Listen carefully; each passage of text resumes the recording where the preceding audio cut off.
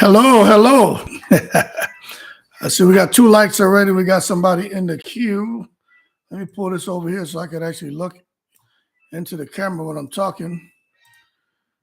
Okay. So who's out here?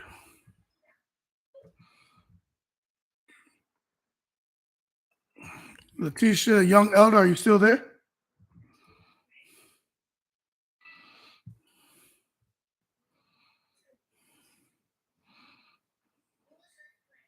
Type something and let me know who's there. Ah, man. Look like they both just jumped off, huh? Let's see.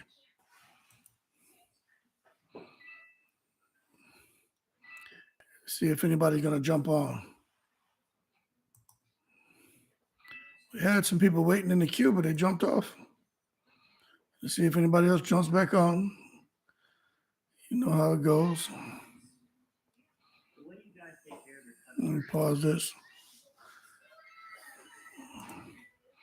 We'll see if somebody jumps back on right now. Nobody is there. They all seem to have jumped off. It is what it is. Okay, let's see. Let's send that.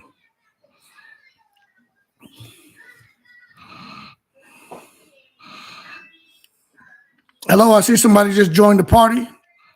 Say something. Let me know who's there. I'm sure more people will be jumping on. It's 8:30 now. It's 8:30 now. I'm sure more people will start jumping on here. Hello, I see somebody just jumped on. Let me know who's there. We've had several people jump on and jump off. I'm sure they'll be coming back on. It's 8:31. We just went live. I want to talk about Eubank Jr. and overall Devin Haney as well, and just weight cut, and especially what happened with Eubank Jr. tonight. That weight cut, he needs to stop doing it, and also know what the hell he was thinking about trying to fight like Roy Jones Jr. Like, that was just a recipe for disaster. Like, everything he did in that fight outside of his jab, in my opinion, was just bad medicine. Bad medicine, man. So Eubank Jr. has he got some thinking to do, especially with what he did tonight.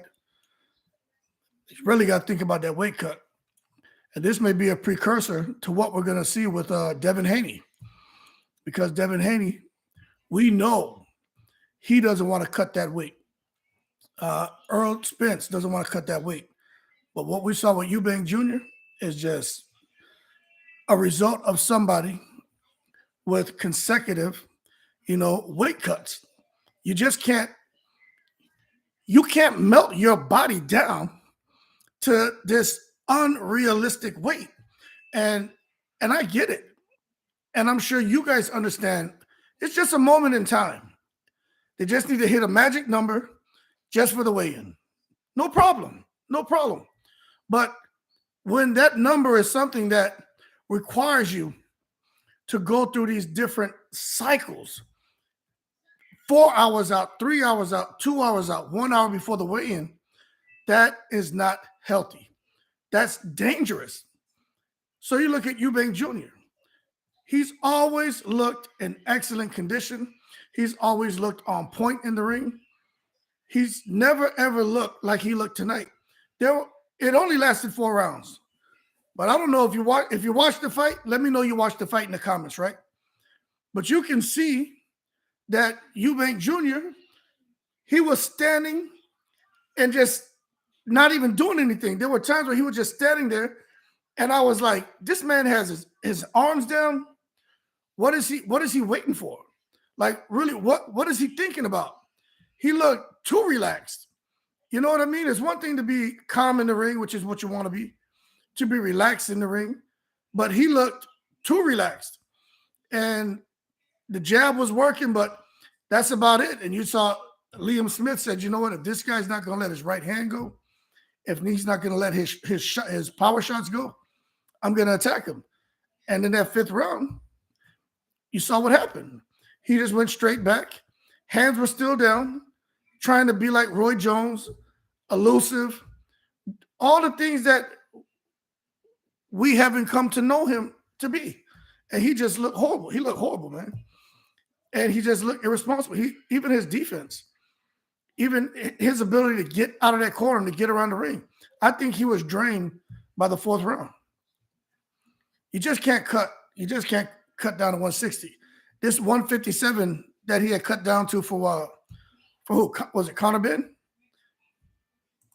That almost killed him. And then he comes back and cuts down to 160.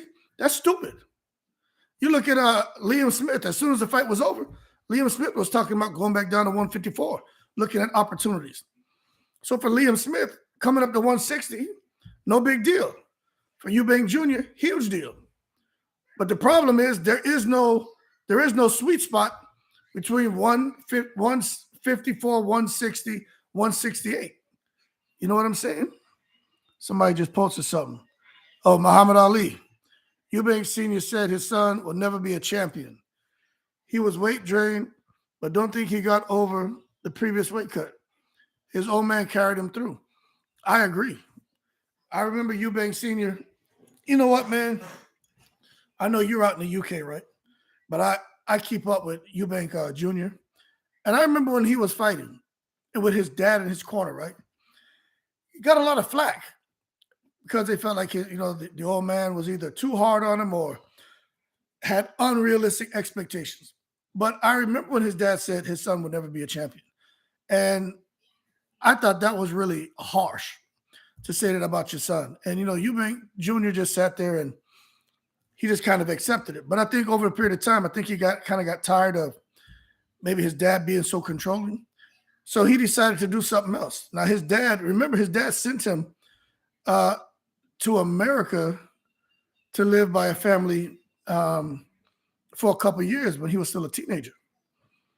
But then his father decided if his son's going to go train with anyone, he felt like Roy Jones would be a good fit. Now, how they came up with that, I don't know. What I will say is Roy Jones, he's athletic. What he did during his career, I just think it's impossible for him to train someone to come out and put on the type of performances that he put on. Like, you just can't come and be trained by Roy Jones and think you're going to be able to go out there and emulate or replicate what he did in the ring. That's just not how that works. Now, maybe he would have looked a little better if he was at 168, but it was bad medicine across the board. Bad medicine. So for him going forward, there really is no sweet spot between 160 and 168. But you're absolutely right. Eubank Jr. will never be a champion because at 160, he just drains his stuff. He's killing himself. And going up to 168, let's be real, right? The best chance he has at fighting someone at 168 may be what's his name? Demetrius Andrade. That may be the best bet. But Muhammad Ali, my boy, says, I remember when Junior was over at PBC for all intent and purposes to fight Jamal Charlo, but he swam back across the pond, scared. What was that all about? I'm gonna be honest with you. I think it was hard. You see, there's so much that goes on behind the scenes that we'll never know about.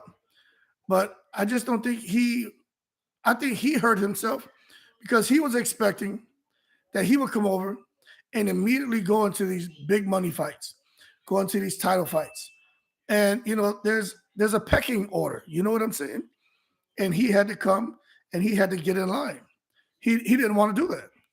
So as one of these knee-jerk reactions, let me come on back to the UK. I have more support there. I'm known there. And maybe that'll create some opportunities for me to get the kind of fights that I want. But it never materialized because what I gather, and you could tell me if I'm wrong, it seems like Eubank Jr. gets a lot of hate in the UK. It seems like people don't really. Liam was willing to fight him again. Yeah, I saw that, but it seems like Eubank Jr. gets a lot of hate, and I don't understand. Now, I'm not in the UK. I just see the little clips and videos, and he seems like a nice guy. But they boo him. Is it because of his dad? We know his dad is His dad's a little different. Very articulate, but a little bit different. Y'all see the videos of this man dancing and the faces he's making. But what is it that Eubank Jr. is doing to make him dislike him? We know he talks a little trash. We know he had the rivalry out there with Groves. Also, the other guy, man, Billy, crazy one, man. Yeah, his old man was a legend. What's the crazy one who got knocked out by Canelo? I can't remember his name, man. Saunders, Billy Joe Saunders, man. Yeah, I know they had their little back and forth, and they felt like Eubank Jr. was good, but not great. But what I will tell you, from Boxing Learner, right? I saw what Liam Smith said. He said he's willing to fight him again. That's because Liam Smith really could fight at 154. Him coming up to 160 is no problem. And he even said something. I don't know if y'all caught it. At the end of the fight, when him and Eubank Jr., the two of them had a real brief discussion. I don't know if you caught what Liam said to him. He said something about this isn't like fighting 157. He said something about the weight being at 157. And what I took from that is Liam Smith knew that Eubank Jr.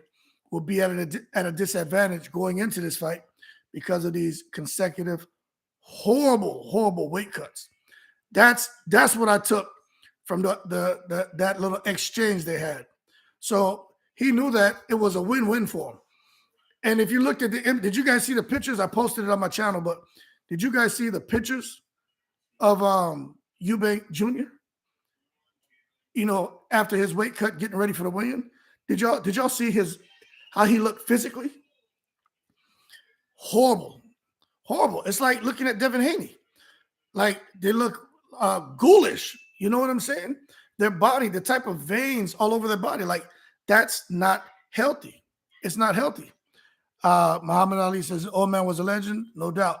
He corrected me on Saunders. Billy Joe Saunders versus Eubank at 168. If he comes back as a goodbye fight and he's done.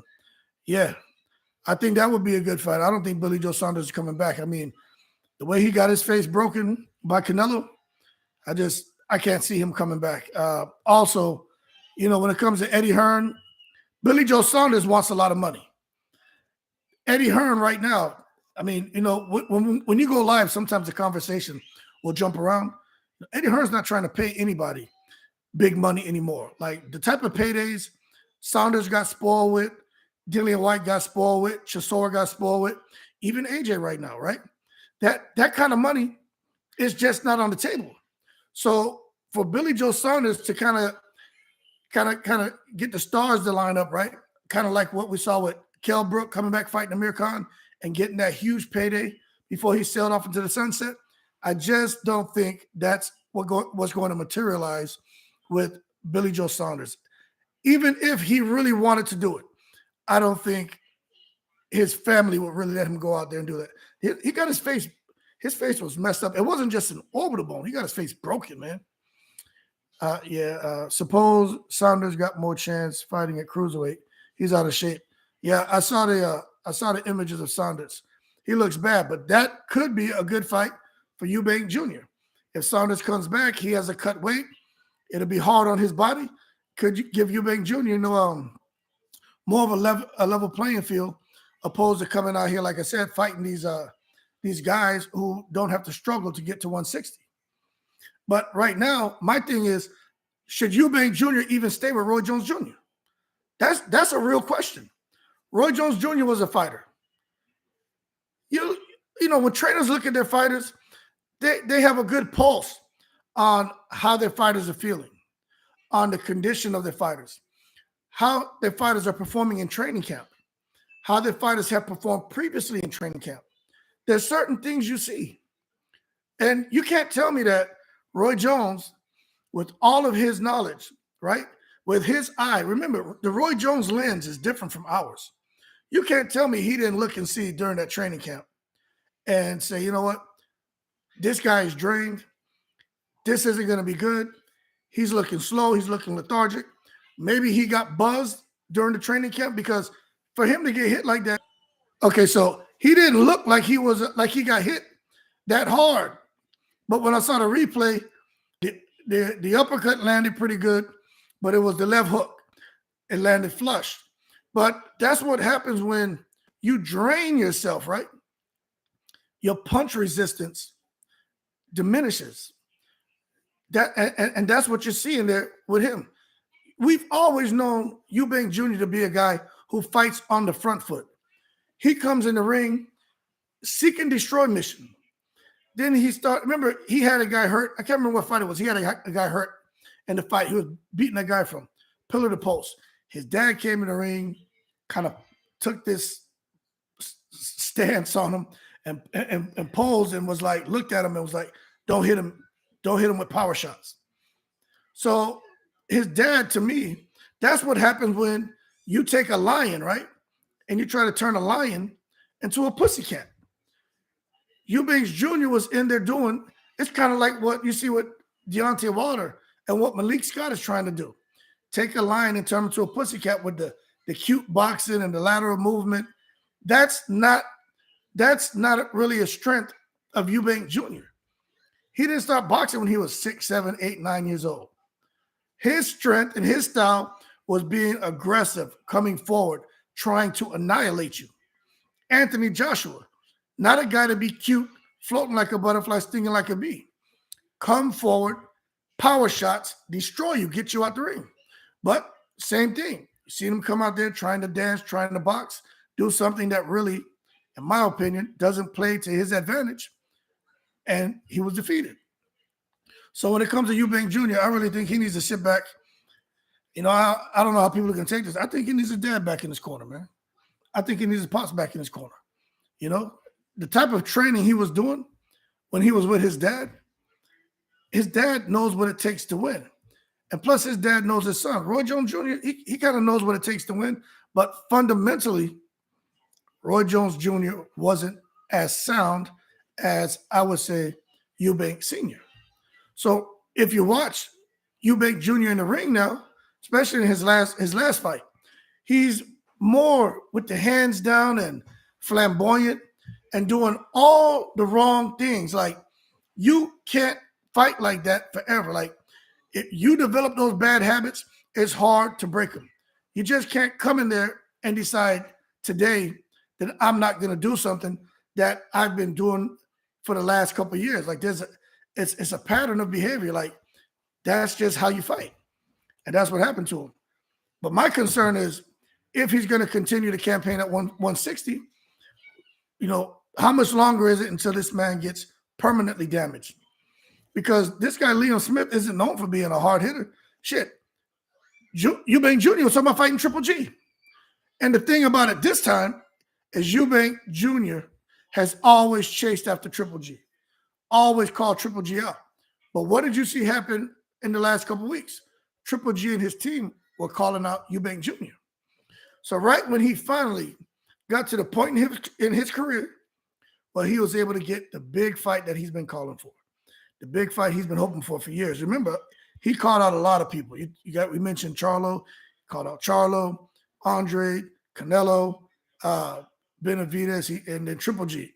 He's called out Triple G the most. But look, right when Triple G's like, because Triple G's career is, the man's what, 41 now? Triple G doesn't really, I think he's looking for, like a lot of these fighters, they just want paydays, you know what I mean? The most money possible and then sail off into the sunset.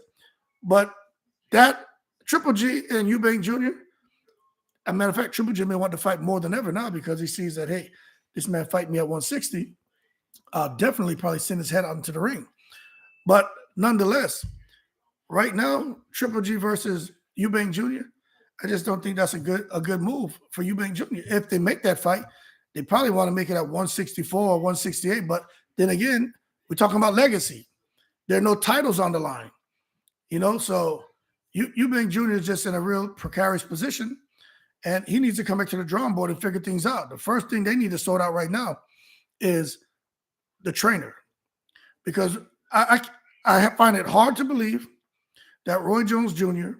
didn't see some slippage in Eubank Jr.'s performance during training camp. You just can't tell me that. And to take your guy and go, back to back. I mean, stripping. There's nothing on that man. Like, there's no fat on him to strip muscle, essentially, to get yourself down to this weight for a moment in time, back to back. Like, that's crazy. When you come 2 hours before a fight and you can't even take ice chips and you're still doing cycles in the sauna, you're doing cycles in the hot bath, you're doing cycles walking around, if whatever type, because a lot of diuretics are not allowed, right? But they have something you can take to help you urinate more. Now, when you're at that point, because there's just nothing left for your body to give, that's a problem. And it shows up on fight night. You look at, when we talk about people, right, losing weight, cutting weight, and dropping water weight, think about, you guys remember when Chavez Jr. fought Canelo? Y'all saw how Chavez Jr. performed when he fought Canelo? And, you can type it in the comments and let me know. That's a result of killing yourself to make a weight that you shouldn't be at. You guys know, like Chavez Jr., like for like 2 days before that fight, 2 or 3 days, the man didn't eat. He was just taking little chips of ice just to get down to that weight he and Canelo agreed to. But when you're the A side, you can push for those things. You can force a weight on somebody when you're the A side. But when I look at what happened here with Eubank Jr. and Liam Smith, they're like, who do you guys think was the A side in that fight? I would think Eubank Jr. was the A side. He's the one coming off of wins. He's actually has some momentum going into the fight because of all the crap that Conor Benn tried to pull and Eddie Hearn tried to pull. So I can't see where Eubank Jr. would have not wanted to kind of have that fight at a higher weight. But I understand Liam Smith fights down to 154. I get it. But it just doesn't add up. It just doesn't make sense to me. But as a result, we saw what happened. And they're talking about going to a rematch. I don't see a different outcome if they were to have a rematch. I don't see a different outcome. You tell me, right? We got some people here, 9 people on the chat. You tell me what Eubank Jr. could do different in a rematch. And remember, going into the rematch, they're not talking about having a tune-up fight or a kind of fight to just kind of fill a gap and then have the rematch. No. He's going to take a little time off, and within 120 days, 180 days, they'll be fighting again. Yep. That's what I was thinking. Kevin Knight, thanks for joining. I was thinking rematch at 168 because they didn't fight for any titles anyway, right? And in my opinion, I know there was some talks. Between him, his team, and Liam Smith. Like, hey, if we're going to make this fight, we got to get it to the right weight. Because this is what annoys me, man. I've said this. I say it all the time in a lot of my videos. When we've had a couple live chats this week, and this has come up, and I'm going to say it again. It drives me crazy when I hear boxers talk about, I need to come up in weight. If I got to come up in weight to fight you, then we need to kind of come to some sort of agreement. Listen, Liam Smith, for him talking about coming from 154 to 160, Liam Smith walks around at probably like 180. You know what I'm saying? 175. Eubank Jr., they both walk around the same weight, although Eubank Jr. is probably a couple of inches taller. They walk around about the same weight. So, I always explain it, when they reduce weight, they come down from 175, 170, 165, down to 160. So for Liam Smith to get down to 154, he already goes past 168 and goes past 160. He has to go past those weights to get down to that weight where he probably really shouldn't be at. So it's not that he has to go and eat a steak and go get a big-ass French bread loaded with garlic and butter to try to put weight on so now they can make this fight weight of 160 pounds or 168. That's not the case. But what essentially you have, right, is weight bullying. Now, Weight bullying can go two different ways. Weight bullying can be kind of like what you see Devin Haney doing. I don't know how he gets down to 135, but he gets down to 135. Even Earl Spence, they get down to 147, then they rehydrate to this ridiculous weight, and then they come in and they have an advantage, right? Weight bullying. Weight bullying in another form is having a guy drain his opponent down to some weight where they shouldn't be at to give the person who's really at a lighter weight, a naturally lighter weight, an advantage. So weight bullying goes both ways. And what I think you saw here tonight is a case of Eubank Jr., his pride, where he's like, I can make the weight. I'm going to show everyone I can make the weight. Where's my Kentucky Fried Chicken, right? Because you know he's running around here. He's endorsed by Kentucky Fried Chicken now. So he's out here parading around, laughing and making a mockery of the fact that he has a cut weight. Like he can eat Kentucky Fried Chicken is not a problem. So that's all. That's what I'm getting at, man. So weight bullying goes both ways. So if he's going to do the rematch, it definitely needs to be at 168. 160 is not the answer. Not the answer. But let me ask you all, right? Do you really think what's his name? Liam Smith would take the rematch at 168, where he knows, just like he had the advantage with Eubank Jr. being at 160? Do you think he would take the rematch at 168, knowing he's giving Eubank Jr. an advantage? Kevin Knight says, I don't like the weight cuts over 10 pounds, rehydrated max. Yeah, I agree with you, man. I don't like the weight cuts over 10 pounds in the rehydrated. Yeah, I agree. The weight cuts are just dangerous. Dangerous, man. You know, I did a video the other day talking about it. You know, people die from that. And I think Eubank Jr., like for tonight, I think he's lucky he wasn't in there with the Canelo. Or imagine this, right? Imagine he was in there with Conor Benn, and that fight would have been allowed to go forward. Imagine what would have happened if Eubank Jr. and Conor Benn would have been sharing the same ring. Even Conor Benn, let's say without the fertility pills or whatever the hell he had in the system, right? Eubank Jr., you tend to want to give whoever he fights, you want to give them the advantage going into a fight with him, because obviously he can't perform at an optimal level being at that weight. And then when you have Roy Jones in there, it's teaching him bad habits. Those habits that you saw in the ring, that's Roy Jones. Brain damage, kidneys, everything. Yeah, everything starts to shut down. That's Roy Jones, man. Roy Jones did that to Eubank Jr. Roy Jones did that. And then Eubank Jr. doesn't want to talk to his dad. I know his dad and him, they talk sometimes, they don't, but his dad doesn't really say much about his career, because his dad already said, if he doesn't want to listen to me, he doesn't want to do the things that I'm recommending, like we mentioned already, his dad said he's never going to go on to become a champion. And what you saw tonight, it may actually be the end of Eubank Jr. as far as his road to trying to get to a champion level fight. Because I don't see how he can come back from this. Who can he really fight at 160 or 168 that could put him back to possibly title contention? Like, who? Who's behind Eubank Jr.? What promoter is behind him? You know, he doesn't have a machine behind him like you see some of these other fighters. He doesn't have it. The only thing he has behind him really is Roy Jones Jr. So what he may have to do, unfortunately, like Andre, is, you know, bounce around until he finds someone. You know what I think would be a good fit for him right now? Why don't he get with BLK Prime? Why don't he get with BLK Prime? They're trying to expand their brand. They're paying guys a lot of money, and they allow their fighters to pick their own opponents. So that's what, in my opinion, that's what he should do. Because him coming back in a rematch with Liam Smith, if Liam Smith won't agree to fight at 168, that's just not going to work.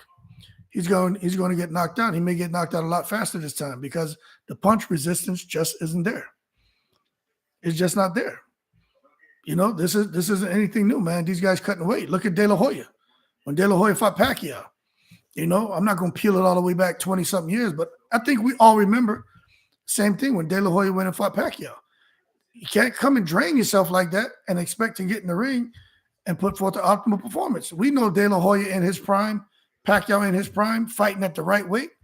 De La Hoya beats Pacquiao, no problem. De La Hoya back when he was fighting at 135 in his prime, him and Pacquiao was a fight. I think De La Hoya would have beat Pacquiao. But you look at what he did late in his career, cutting all that weight. It just didn't work. It's a problem. So that weight thing matters, and the diet, and what's even worse. I read somebody put something on Twitter talking about Eubank Jr. I know for a fact when you're trying to rehydrate after you weigh in, especially when you cut an exorbitant amount of weight, you just can't come and take a gallon of water or a gallon of Pedialyte or whatever, man, and you can't just take it and chug it. You have to rehydrate properly. You just can't do that. So where you see these guys take it, and watch after a weigh-in, how an athlete, we're talking boxing, so I'm gonna say a boxer, right? Watch how they sip, whether it's water, whether it's Pedialyte or whatever it is. Watch how they slowly sip on the fluids. What's up, MD Mills? I'm glad you joined in, man. I decided to just do a quick live, man, because I was just on my brain, everything that's going on with Eubank Jr. I just that really bothered me, because I don't think Eubank Jr. should have lost the fight tonight. I think he put himself at a disadvantage, and going forward, like we've been talking about here, we think if he's going to go forward and rematch Liam Smith or fight anybody, he needs to be at 168. You got to be at 168. Kevin Knight, you missed the fight. Well, it was only 4 rounds. Eubank Jr. looked good with his jab, but again, he was too stagnant, man. He wasn't really letting his hands go the way I would have thought. He was I don't know if he was thinking or his body just wasn't reacting. His mind knew what to do, but his body wouldn't react. I thought he was standing in one position too long. And then when he was letting his jab go, he was looking pretty good, but he was like waiting for opportunities to throw the right hand, which to me, he was taking too long to let the right hand go. And he had some success. I think it was the 3rd round. He was like throwing the uppercut, and he was getting some success, but Liam Smith was blocking a lot of it. But what you saw happen is he was going straight back.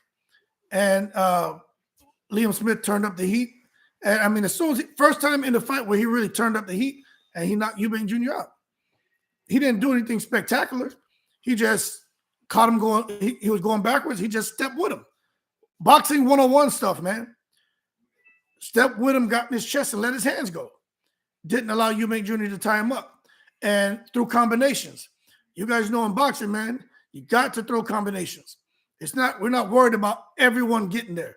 But you throw combinations, something's going to land. And he just happened to catch him with an uppercut at first. Then he hit him with another uppercut and then a left hook. So, yeah, Kevin Knight, that's kind of what happened in a nutshell. But it's the way he responded after he got knocked down. Like, he was hurt badly. We always hear some people up being on Bambi legs and stuff like that. What he had going on was bad. He was hurt, man. And he got up too fast. That's the other thing. He got hurt, and obviously he's never been really hurt like that in a fight. And he immediately jumped back up. Yeah, he was on Queer Street. That's right. He immediately jumped back up. And they should have stopped it then. But the referee gave him the benefit of the doubt. And, Smith read it, and he jumped right in, landed another right hand. And, Eubank Jr. just, basically fell into him and tried to hold on to him. And then he tried to jump up too quick again.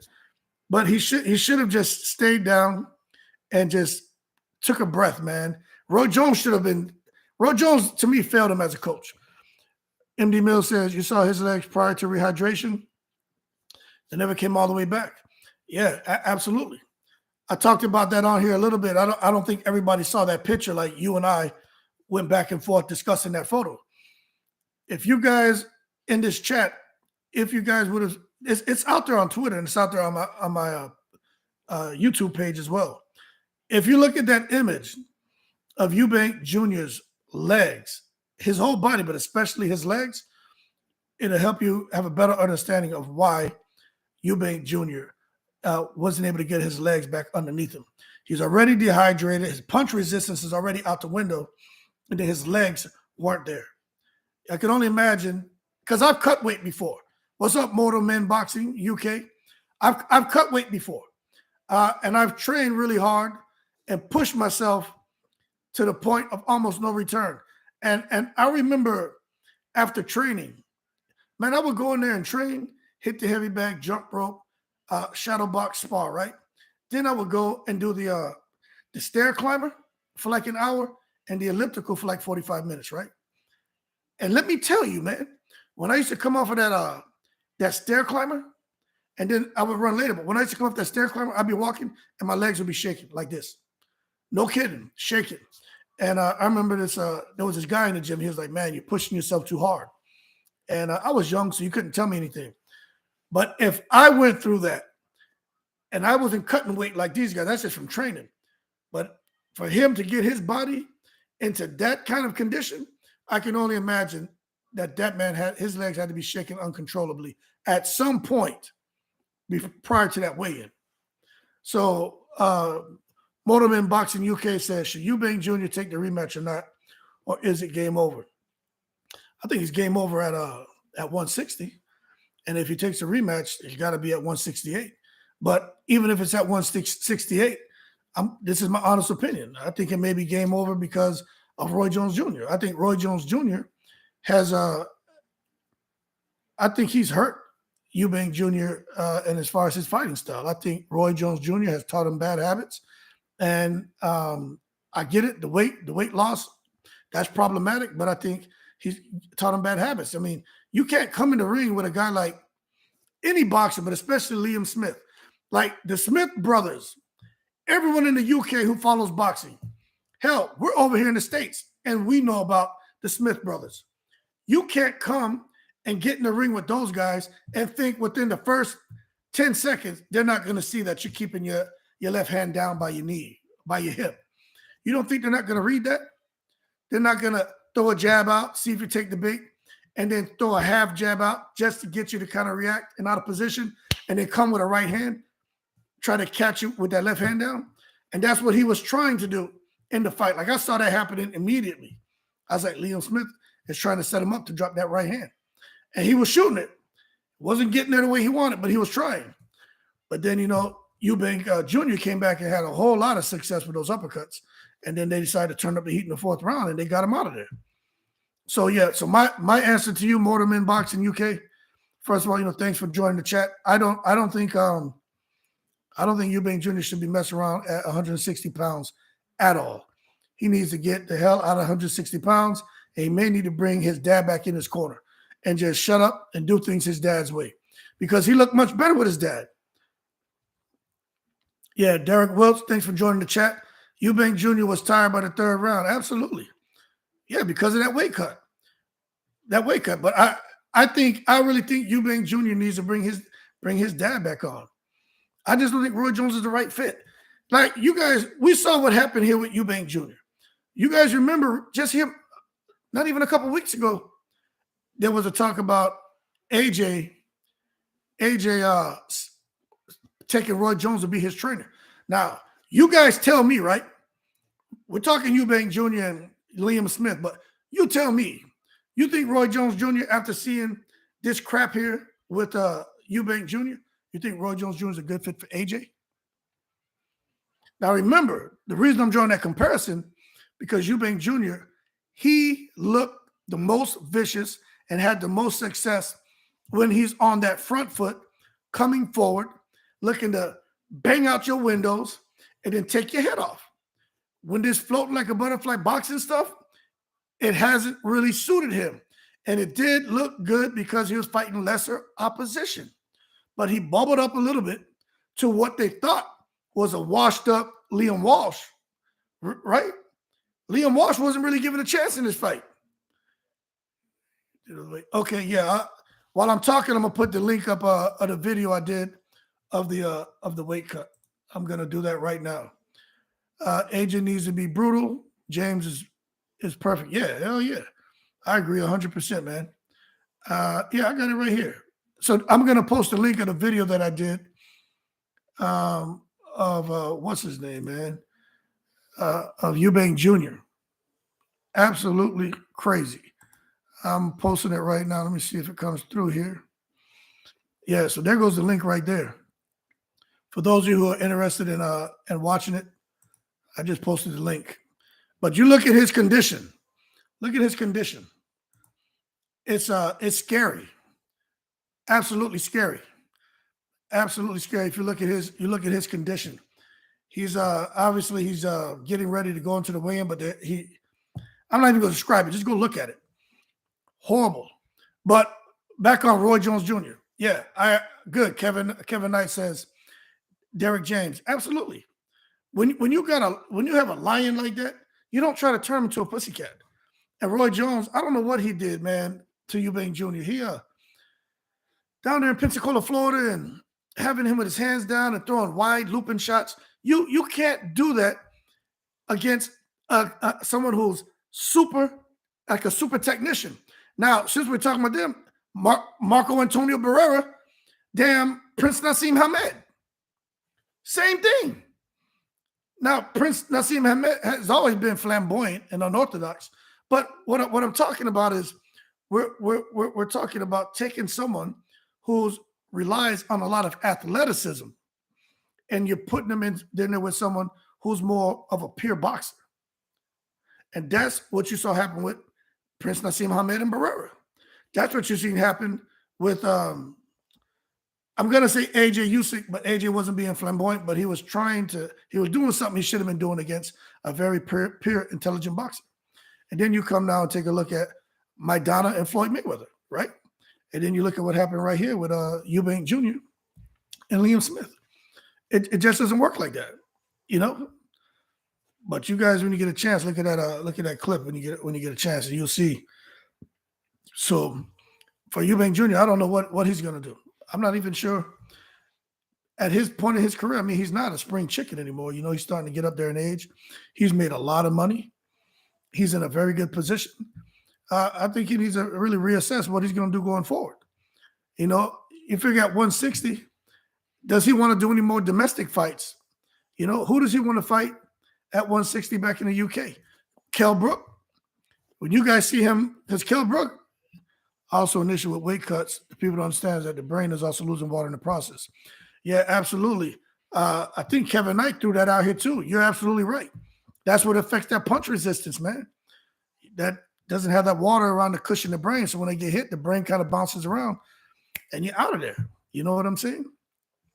So Kell Brook, he's been out for a while. Kell Brook doesn't necessarily look like he has that streamlined physique. You know, when Kell Brook comes into a weigh-in, man, he looks, I mean, like he's carved up. But now he's looking more like like the turkey got carved when he showed up for weigh-in. Now he's just looking like the butterball turkey. So Kell Brook could be, what's up, Tip Bayless? Kell Brook for Eubank Jr. If Kell Brook is like, you know what, I'll fight him at 168. That could be a good fight for Eubank Jr. MD Mill says, yeah, when you're severely dehydrated, that starts. Yep, that's right. That's right. Thinking and everything else, man, goes out the window. And that, hey, like I said, when you're in that boxing ring, man, you need to be able to react instinctively. You know what I'm saying? You got to be able to react instinctively. And like you said, when your cognitive abilities are affected by that weight cut, like I said, in your mind, you may know, okay, I probably should be doing this, but it just can't send the signal to the body quick enough. And that's what happened because I've never seen Eubank Jr., and you guys tell me if I'm wrong. When have you ever seen Eubank Jr. back up into a corner and try to fight out the corner? Even when the shots were being thrown, Eubank Jr. he never had his hands up. He was trying to be like like Roy Jones and elusive and just horrible choices he was making in the ring. Absolutely horrible. So I don't know, but I think he needs to. I think he really needs to get away from Roy Jones.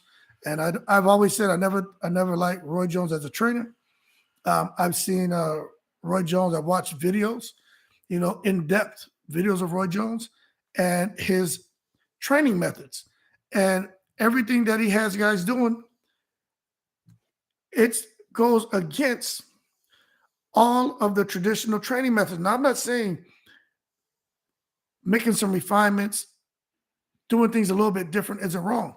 But when you just come and overhaul the type of training techniques that got the majority of these champions success, and you take it and you're trying to teach that to somebody who's not used to doing it, basically you're starting them over from scratch.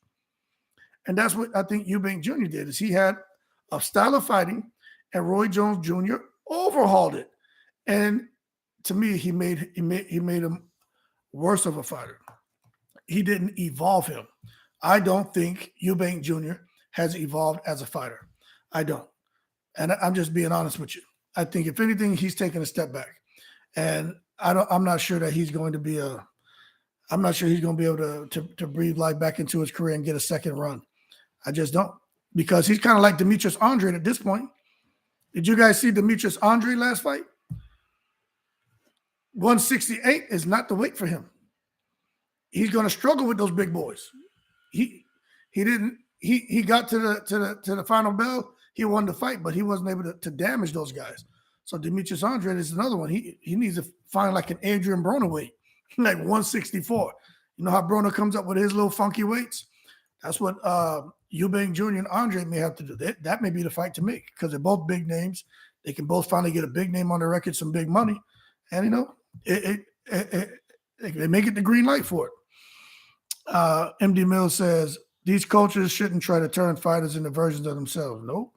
Especially these guys that are already in the prime years. Absolutely, man. What you want to do with that is polish it up. You know, that's what you want to do. You want to polish those guys up. You know, that's just madness to sit there and just break them all the way down to try to rebuild them. That's just like doing that to a fighter is the same thing like with these Spence and Crawford negotiations. You already have a prime product here as far as what y'all were trying to do with negotiations. Take it from the 50% point or 75% point and make it happen. Don't break it all the way down to ground zero, just like with these fighters. You already have a solid product, champion level, champion quality. And you're going to sit there, man, and strip all that away because you want them to be able to emulate what you did. If you watch Roy Jones, when he was training Eubank Jr., he's playing some music in the background. It may have been y'all must have forgot. He got that shit playing in the background, and they're dancing to it, like on a rhythm, and boom, and throwing uppercuts and throwing uppercuts. What the hell kind of training is that? That's Roy Jones Jr. style. That's not Eubank Jr., the guy we've seen on that little pad station going berserk on it. Y'all remember those videos that were coming out years ago with Eubank Jr. on that pad station going all out? That guy, that monster. Well, that monster's no more. You could thank Roy Jones for that. Tip Baylor says he was looking good in the fight. The only concern I have was him dropping his hands. Yeah, man, he should have tied Liam up. He should have tied him up, but he should have, you're right. I talked about it. Those hands, his hands, he was trying to fight like Roy Jones, man. You know, Roy Jones always talking about, hey, turn that down, baby. Roy Jones always talking about his, I have two of my sons in here. They like being with daddy, right? Roy Jones always talking about his fighting cocks, doing all this in the ring. Like, this isn't Roy Jones versus James Toney anymore. Like, those days are over. No one's going to be able to pull off what Roy Jones was able to pull off. I don't know. I can't remember the name of the guy. Remember Roy Jones had his hands behind the back, hit the guy, body shot, headshot, he knocked him down, knocked him out. Like, no one's going to be able to replicate what Roy Jones did. And I think he did Eubank Jr. an injustice. But it's really a problem what he did by letting him come in that ring and the condition that he was in. That is just, that's just disgusting. Disgusting. And I'm going to tell you why he didn't tie him up.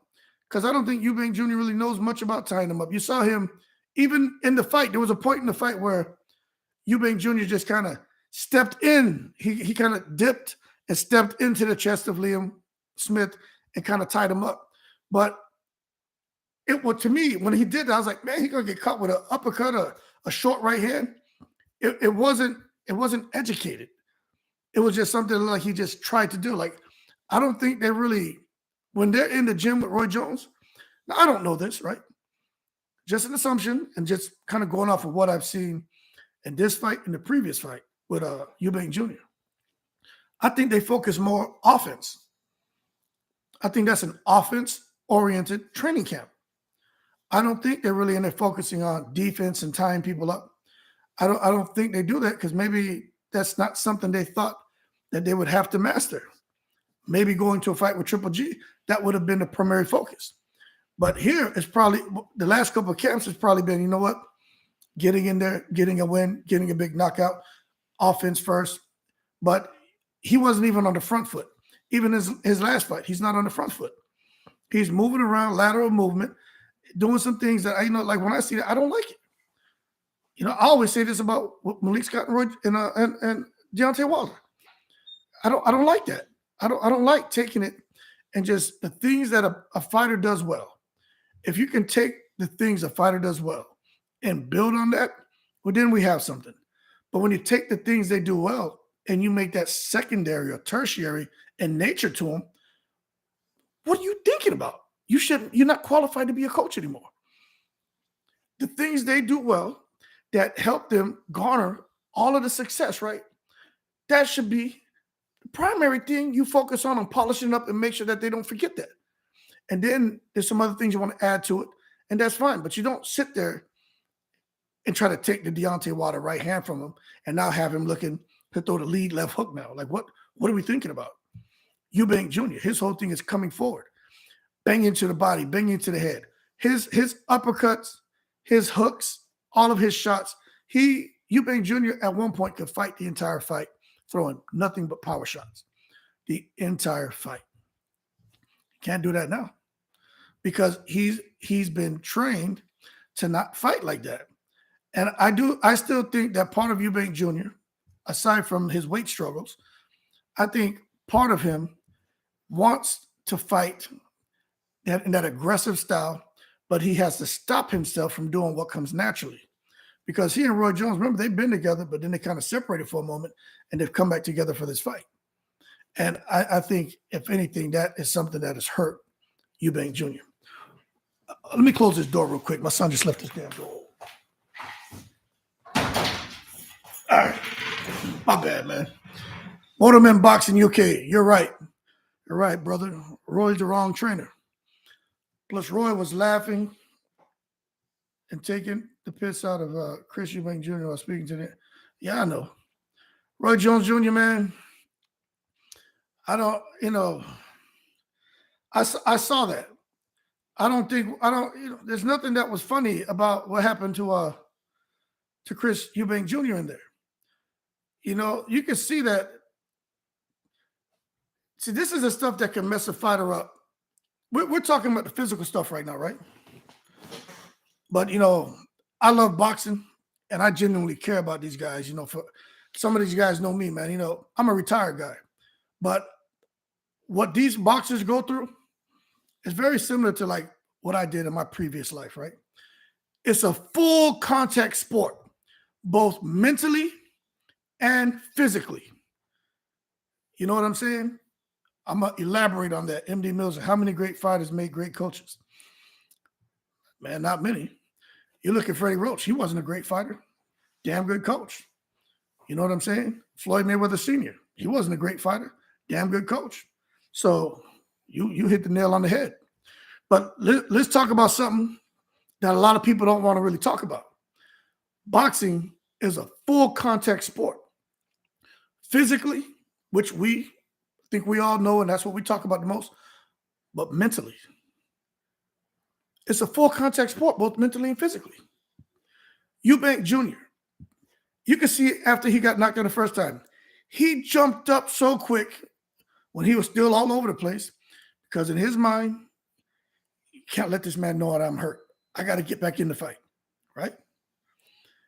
Gets knocked down again, trying to get back up. After he finally gets to his feet, he's trying to rush over there and still fight him.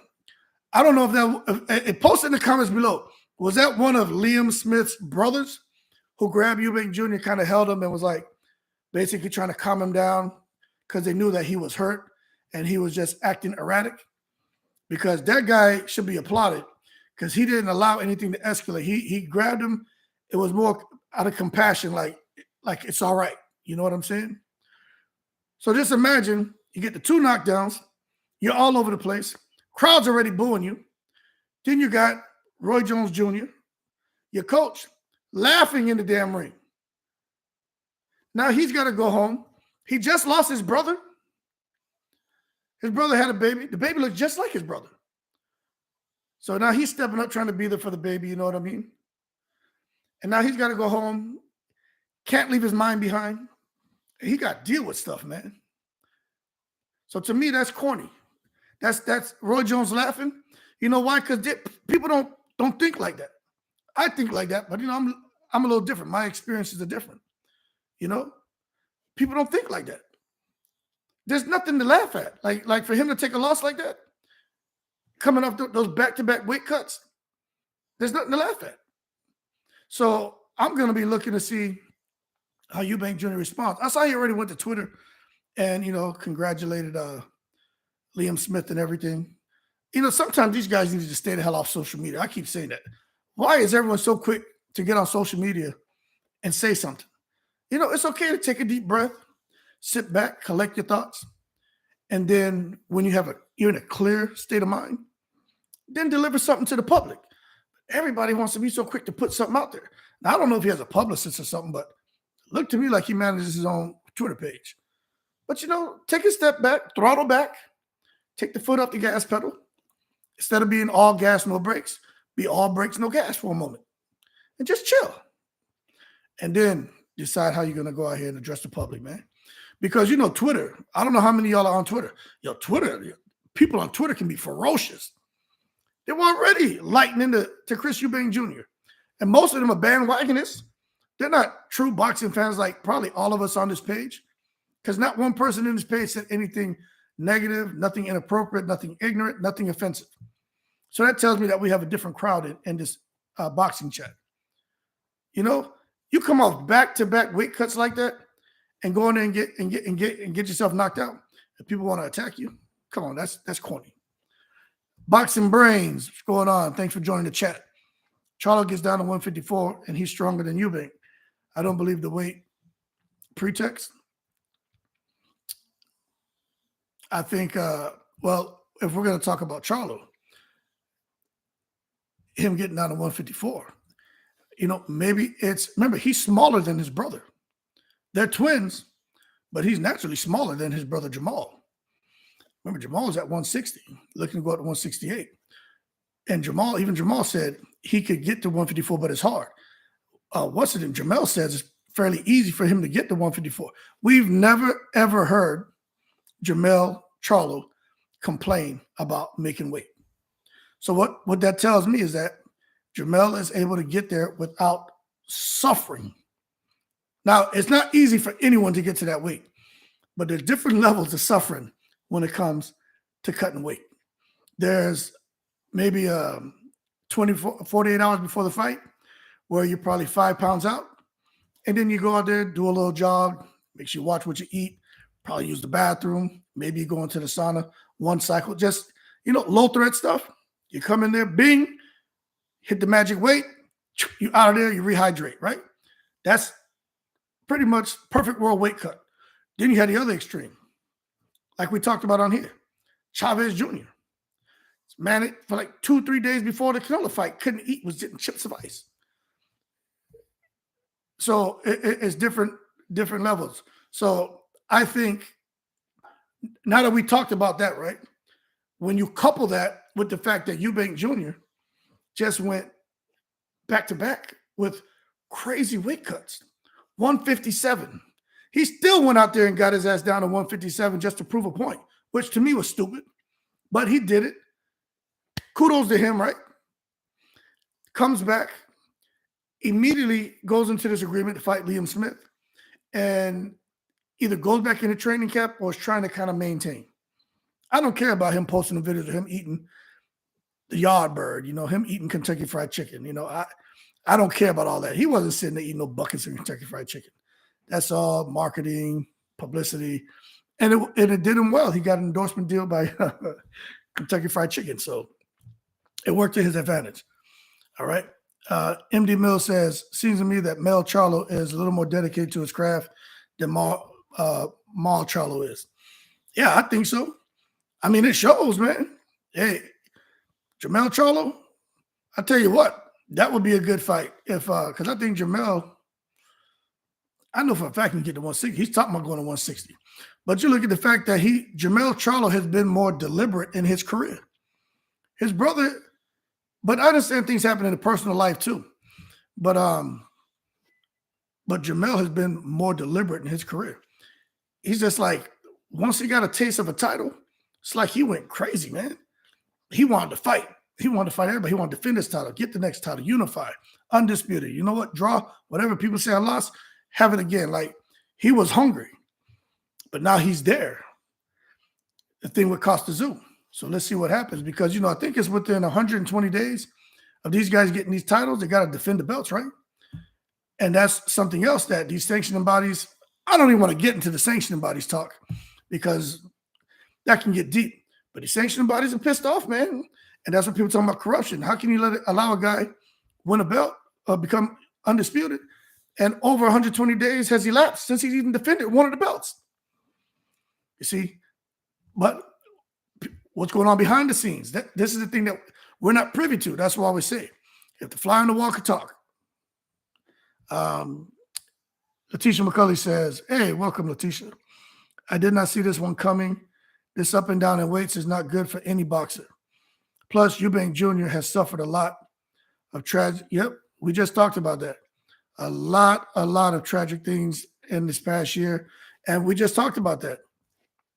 I don't know if you were on when I said this, but I said what boxers go through and athletes, but we're talking boxing, so I'm going to keep it kind of specific to boxing, is a full contact sport, mentally and physically, man.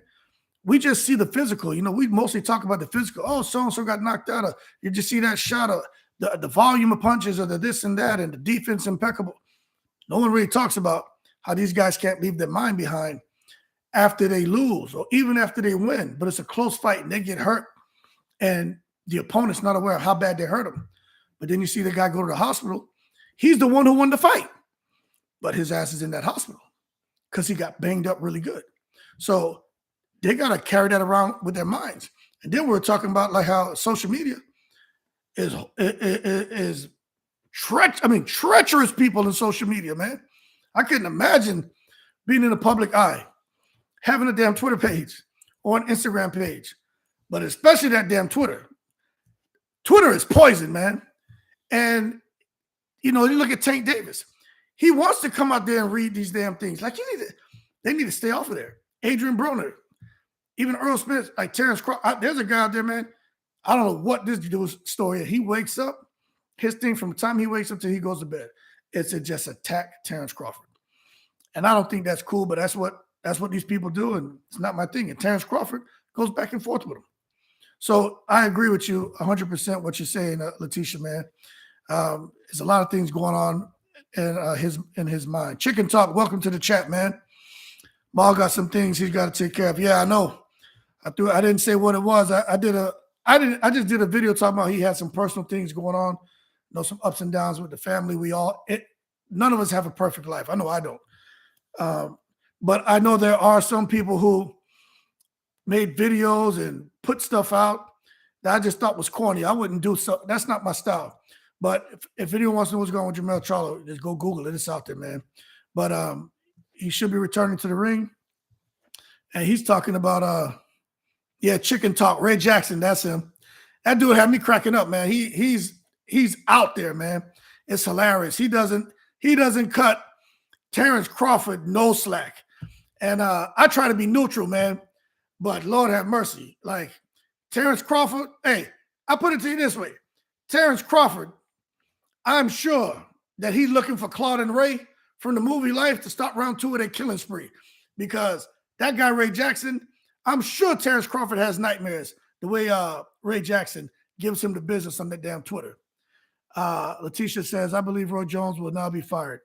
Yeah, man, they need to alleviate him of all of his training responsibilities, any capacity of training immediately, like as of yesterday. He needs to be out of here. Hey, look, we all love Roy Jones.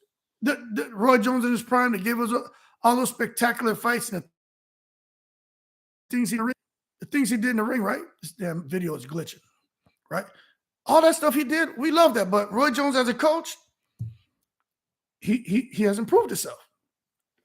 And what you saw him do here, he took a Manny Pacquiao. That's what Freddie Roach did, right? You get a Manny Pacquiao. That's what he got in Eubank Jr. He got a Manny Pacquiao. Very aggressive fighter with some power, but just needs to be polished up a little bit. And Freddie Roach took Manny Pacquiao and evolved him. Roy Jones took Eubank Jr. and deteriorated him. Okay? That's how I see it. Now, if you disagree, no problem. Say it. We can talk about it. But that's how I see it. And, I draw a lot of comparisons because obviously I watch a lot of boxing, so I can pull some. I've seen a lot of fights, man, and I just remember them. But I guess because, I played around with boxing a little bit myself. So, when I'm watching things in the ring, I understand what the hell's going on. So when I look at Eubank Jr. and I see how he's gotten worse, I'm like, man, that's training. That's training, man. Repetition. It's like if you're studying, repetition leads to memorization, man. If you're training, repetition is going to lead to you actually performing that way in the ring. So you got to train. You fight the way you train. You know what I'm saying? You fight the way you train. So that shit he's doing in the ring with his hands down and all the whatever the hell he's doing, that's the way he trains. That's why he fights like that. And the way he fights and the way he trains is how Roy Jones used to train. That everything he does is counterproductive to what his dad taught him and what those other trainers that his dad had around him to help grow him as a boxer. He's just totally took all that and he just shed it. He just shed it. And it showed tonight. Chicken Talk. Yeah, we talked about Maul. Teacher said Roy Jones. We talked about that. We talked about Ray Jackson. Motorman Boxing UK says, Happy New Year to you and your family. I forgot to mention. Same to you, brother. I appreciate it. Us UK fans, we love watching your channel. Thank you so much. Let's come to the UK for vacation. You would love London. You know what, man? I don't talk about this, but I may just throw it out there since you said that, right? So my parents are from Trinidad and Tobago, right? So, of course, Caribbean people have a lot of family all over the world, but I got a lot of family in the UK. Of course, Canada, Miami, New York, but I got a lot of family in the UK. In the summer, man, I was going to take my kids. They've been there. I'll take them back to Trinidad, but I have a cousin living in London, and I was going to stop off out there and chill with him for like a week and go and chill out in London a little bit, and then come back to the States. So I was going to hit Trinidad, stop in London, and come back. So if so, yeah, I'll definitely throw something out there, man. I ain't worried about no one stalking me and trying to do a Claude and Ray and start round two of their killing spree on me. You know what I mean? I ain't worried about that. But I would definitely be doing some videos. Anywhere I go, I'm going to do my videos. But I appreciate it so much, man. I didn't realize so many people like the channel. So obviously I'm doing something right. I just try to be fair. I welcome anybody to disagree with me. That's cool because we don't have to agree. But, we just have a healthy dialogue. I'm not going to cuss at you. I'm not going to shout and scream and berate you like that. That's corny. That's why I don't even watch a lot of people's lives. I can't take the chat. Like, then it's not even directed to me. I'm just reading it, and it messes with me, man. So I don't even go on there. I don't want to have 100,000 subscribers if 85,000 of them are cussing and screaming and using inappropriate language and just bandwagonists that just throw shit out there and hope it sticks, but they can't add to the conversation. Like, okay, add to the conversation. Don't just call me a bud sack or Earl sexual, whatever the hell that means.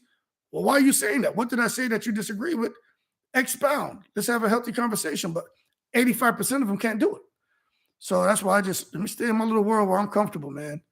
But if it grows and we pick up 10,000, people who are fair, want to have a healthy conversation, it makes it better for us because then you enjoy this. You know what I'm saying? Because again, like I said, can't leave your mind behind. That shit bothered. Somebody posted something on one of the comments today and I read it and I almost caught myself about to go back and forth with him and I just left it alone. Talking about I'm a crab in the barrel and something about race and black people. Something stupid, man. I'm like, man, get out of here with that crap. You know what I mean? Chicken Talk. MD Mill says, Chicken Talk, man, they gave y'all hell over that little Terrence Crawford situation. Chicken Talk says, Ray cool as hell. He's from Dallas, so he ride with the home team. Had a ball with him in Dallas at the Spence fight. Now, that's cool. I'm glad to know that he's a good person, man. I know he had me cracking up, boy. Chicken Talk, yeah, and Tank was joking about knocking out Crawford. People took that clip out of context. Yeah, even I saw that about Tank, and I was like, man, Tank really going to try to get in with Crawford? Do you think Earl Spence should fight Eubank Jr.? What do y'all think about that fight? Because Earl Spence said he can go up to fight Canelo at 168, didn't he? Since Earl Spence is trying to get his feet wet, 154, you know, hey, man, it could be a good opportunity for Earl Spence to get his feet wet against a big name at a weight it's outside of 154, but that could be a good opportunity for Earl Spence and for Eubank Jr. Chicken Talk said, Letitia says, did Jones not jump up and down in weight at the end of his career and started getting hurt? Yeah, he put on all that muscle for John Ruiz. Got in there, looked spectacular. I think he weighed in right at 198, 199, maybe 200, 201 pounds. Got in there, looked spectacular. Then he had to strip all that muscle off. You see, he had to strip muscle off and come down and fight Tarver. Yeah, it was Tarver. And Roy Jones looked tired and drained. And then we know Roy Jones, I don't know if it was the second, I think it was the second fight, he got knocked out. In the third fight, he was out in his feet, but then like he came back too. But then Tarver goes to do this damn Rocky movie. He balloons up. Madison, whatever the hell his name was, Mason, whatever in the movie, 220-something pounds. Then he has to melt all that weight down, gets in there with Bernard Hopkins. Bernard Hopkins beats his ass. So, yeah, gaining all that weight and cutting that weight's not healthy. That's why with Earl Spence fighting at 154, most people who go up don't come down. So I don't think that he's going to come back down. What's up, Ray Jackson? Yo, man, the myth is in here. We're just talking about you and how you give Terrence Crawford the business, man. We're just talking about you. MD Mills says, hit that like button for our boy. Yeah, I'd appreciate it, man. Y'all hit the like button. And if you're new to the channel, subscribe, man. Means a lot to me. MD Mills says, a chicken hug. Yeah, peep that. You know, a little history, whatever. Yeah. Ray Jackson, Letitia. I've been working on it for you. Okay, thank you. MD Mills. Earl will kill that dude at 160. Hell yeah. I think so. I really think so, because that we're talking about the weight cut. Look at how Earl Spence looks just walking around. You know, Earl Spence gotta be like 190 pounds. You know what I'm saying? Chicken Talk. Thank you so much, man. I'll be interviewing Calvin Ford this Tuesday on Twitter. I'm like, yeah, DM, yeah. I went to your channel. I don't know if you saw that I subscribed, because I was like, you were talking to I think he's the lawyer or someone, man, but Gleason or somebody. But I was like, yo, you guys are doing some interesting interviews. And I'm like, I need to watch those interviews, man, because you get so much information when you get to go to the source and get the source to speak. You know what I'm saying? But thank you for the support, man. I really appreciate it. And I will be checking out what you're doing. No doubt about that, man. Let me see what Earl Killer. Yeah. Well, now Thurman is going to do a repeat of what we just saw tonight with Spence. I give Earl, and we've been talking about this. We've been talking about this during the week, right? And I don't see how come people don't give Earl Spence a chance to beat. Keith Thurman a chance to beat Earl Spence. Yeah, Glacier. Yeah, that's the guy's name. How come nobody gives Keith Thurman a chance? I'm telling y'all right now, man. Y'all better not sleep on Keith Thurman. I get it. There's some people in here on this chat now who was on the chats earlier this week. So I don't want to be the damn broken record, but I think Keith Thurman, that lateral movement, man, could cause some problems for Earl Spence. And I also think we kind of go in a direction that I don't mind taking it there if y'all want to talk about it, but I just think Earl Spence kind of, yeah. I know he's been inactive, man. I just think Earl Spence is like he got one foot out the door, man. But I think Earl Spence will win. I think Earl Spence is going to win. I just think I won't be surprised if Keith Thurman pulled off the upset. That's all I'm saying. I don't think so. It's a tough fight. And what you have here, essentially, right, you have who was that that rivalry, man? There was a rivalry with the guys. What you have basically is Tyson Fury and Deontay Wilder.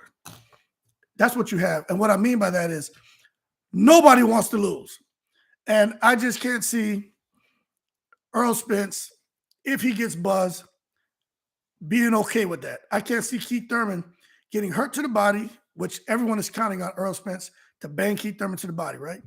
And understandably so, because that's Earl Spence's thing. His thing comes in behind that jab, throw that left. Sometimes he throws that left, not even with power, it's just to preoccupy you. Then he's closed the distance. He's in your chest. He's got that forearm, right?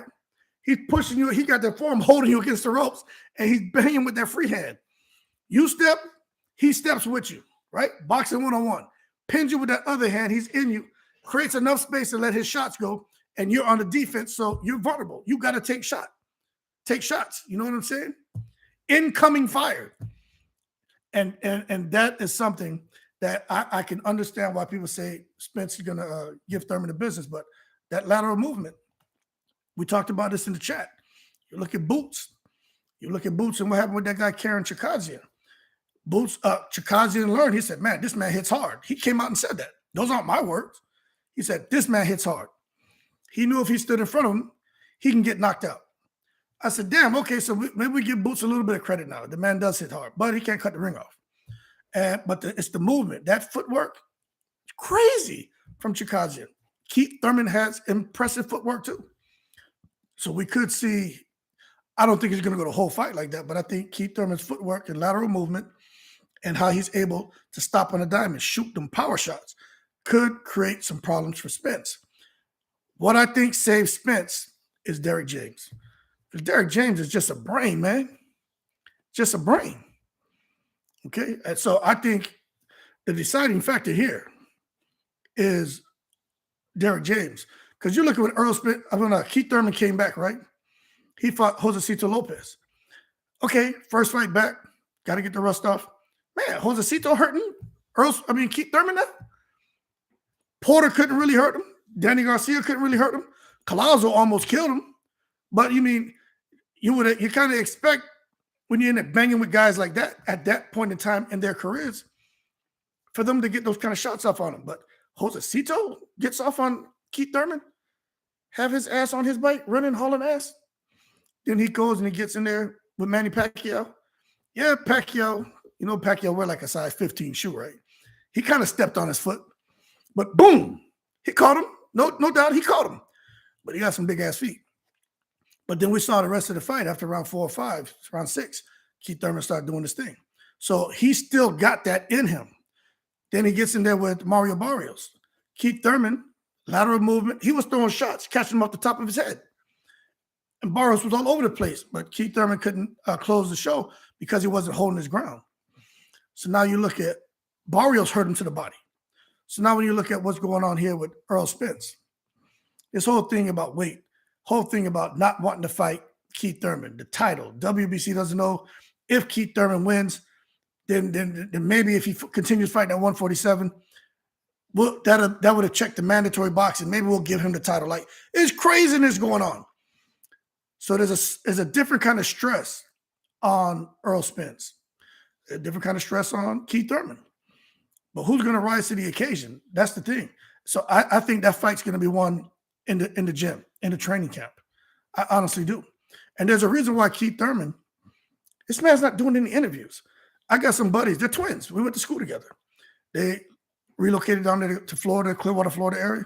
Now, they don't box. I said this in another interview, but from what I was told is out there by a basketball court, some guys ran into Keith Thurman. There was a conversation. He, of course, wasn't expounding, but he plans on holding his ground is what I was told. Now, that sounds like something he would say because their words, they're not even boxing fans. He said something along the lines of, I'm going to hold my ground with Earl Spence to find out if he's really the truth. Now, when they told me that, I said, that sounds like something Keith Thurman would say. I grew up with these guys. I don't have no reason for them to lie to me, but no one told me that. But It just sounds like something that he would say. Okay, but I think Earl Spence, you just got to favor Earl Spence. I'm just saying, early in that fight, could be interesting. Let me go back to some of the comments. Yeah, MD, your key's been too inactive. Yeah, I know, man. Too inactive, man. But Sugar Ray Leonard came back and got Hagler, didn't he? And I'm not saying Keith Thurman is no damn Sugar Ray Leonard. I'm just saying. Ray Jackson, trust me, Earl's not sleeping on Keith Thurman. I don't think he is, man. I don't think he's happy though. I don't think anybody's happy. You know, me and my boy MD Mills, we've been going back and forth on these sanctioning bodies. Nobody is happy in boxing right now. And I don't know what direction all this stuff is going to go, but nobody's happy. I know me and Chicken Talk, we talked a little bit about Crawford beating. I was like, hey, I threw the video out there. Hey, he's being blackballed. The whole castaway thing. People thought was funny. He's kind of out there all by himself with that WBO, but it is what it is. Let me get through these comments and I'll continue with that Terrence Crawford WBO crap. Chicken Talk. I was saying Thurman would beat Boots before the Karen fight. He's still a tough fight for Spence. Yeah, I think Thurman would beat Boots. I do. I just think he would just, I think he'd beat him. Boots, he just showed that he's not disciplined, man. Him and his dad had to show some growth. When you're in the ring, I've talked about, I know we got some new people on here. I think Mills and Letitia and them, they saw some videos I did. We talked about this. When you get guys in the ring doing this Ab Judah shit, right? All this in the ring because things aren't going your way.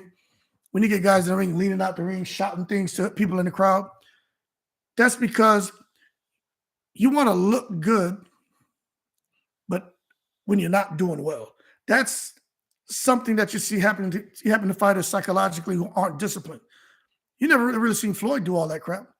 I'm talking about Floyd coming up in his career, not towards the end and showboating in there. He's in there with, what's his name, man? The Haitian dude, Berto. And he talking trash, people in the crowd and all that. That's what antics Floyd picked up later in his career when he was at a safe distance. You know what I mean? So he knew what he couldn't get away with. But that's not that's not a habit that Floyd practiced. So when you sit there and see Boots, who he's on the cusp of greatness, but he's not there yet. And when I see him doing that stuff in the ring, I'm like, this is a problem. Pulls up to the fight, red Lamborghini trucks. I mean, the damn chain on him. I mean, he gonna damn hang himself. You know what I'm saying? You see, he got more, that shit bigger than Flavor Flav's clocks. Like, what are you doing? The focus is gone, man. He hasn't arrived yet. So to me, hey, you've done nothing yet. You're on the cusp of greatness. You passed the eye test. You got in there with your cousin. You kind of failed the test. Rashidi Ellis failed the test on that night. But it's all right. We'll give you a retake, right? It's not over. Give you a retake. But as far as him and Thurman, he better leave Thurman alone. He sure as hell better leave Terrence Crawford alone. And he probably have a better chance against Spence than Crawford because the boxer puncher, man. Let me get to some of these comments. MD Mills says, right now I'm assuming Earl is all the way in the game, but who knows? Yeah, I know. I agree. We always going back and forth, you and I. So yeah, we're DMG, not ever going to happen. What, you're talking about Thurman? You don't think Thurman could beat Spence? Come on, man. Anything can happen in boxing. You guys don't remember when Nonito Donaire fought Vic Darchinyan? No one thought Donaire would clip Darchinyan. Little small Darchinyan with that Vic. You're talking about the death by 1,000 left hands. That's the original death by 1,000 left hands. When he got Hagler too, but Vic Darchinyan, that's the original small man with a crazy left hand. He beat Donaire's brother. Donaire came in there. No one thought Donaire was going to win, man. Then that's when we learned about Nonito Donaire, that fight. So, the upsets can happen. And, of course, we all know Buster Douglas and Mike Tyson. You know what I'm saying? But Tyson he didn't have his head in the game. Him and Bobby Brown was in there having a feud there with Japan with them Japanese girls, man. No discipline at all. Came in the fight, and, things didn't go his way. Letitia McCulley says, Spence has never been the same since that accident. I think Spence has lost some of the love for the game. Since, the first accident? If anything, to me, Spence looked even more ferocious when he came back. So are you talking about as far as his performance in the ring? Because I don't think Spence has really missed a beat. If someone agrees with Letitia, let me know, because it doesn't seem to me that Spence has really missed a beat. Maybe other areas of his life outside of the professional, the sport part, the boxing part, maybe there's some things that he's like, you know what, focusing more on family, trying to cut down on that fire water, that alcohol, trying not to mess with that devil's lettuce, smoking weed, and just trying to be there for his family. Maybe that's something where his focus is somewhat a little bit different. But as far as what we've seen in the ring, I don't know. I don't think Spence has missed a beat. What I will say is, some people are going to disagree with me, right? Spence can be hurt to the chin. Any boxer can be hurt to the chin, right? But for Spence can be hurt to the chin. And I think he dodged a bullet against Ugas. But that's why I say with Keith Thurman, if we kind of strip the emotion away and be real, if Porter hurt Spence, Garcia hurt Spence, Ugas hurt Spence, and there was a fight early in Spence's career where a guy hit him and basically had him stiff like a mannequin for a second, and Spence came back too. But if those guys can catch him, why can't Keith Thurman?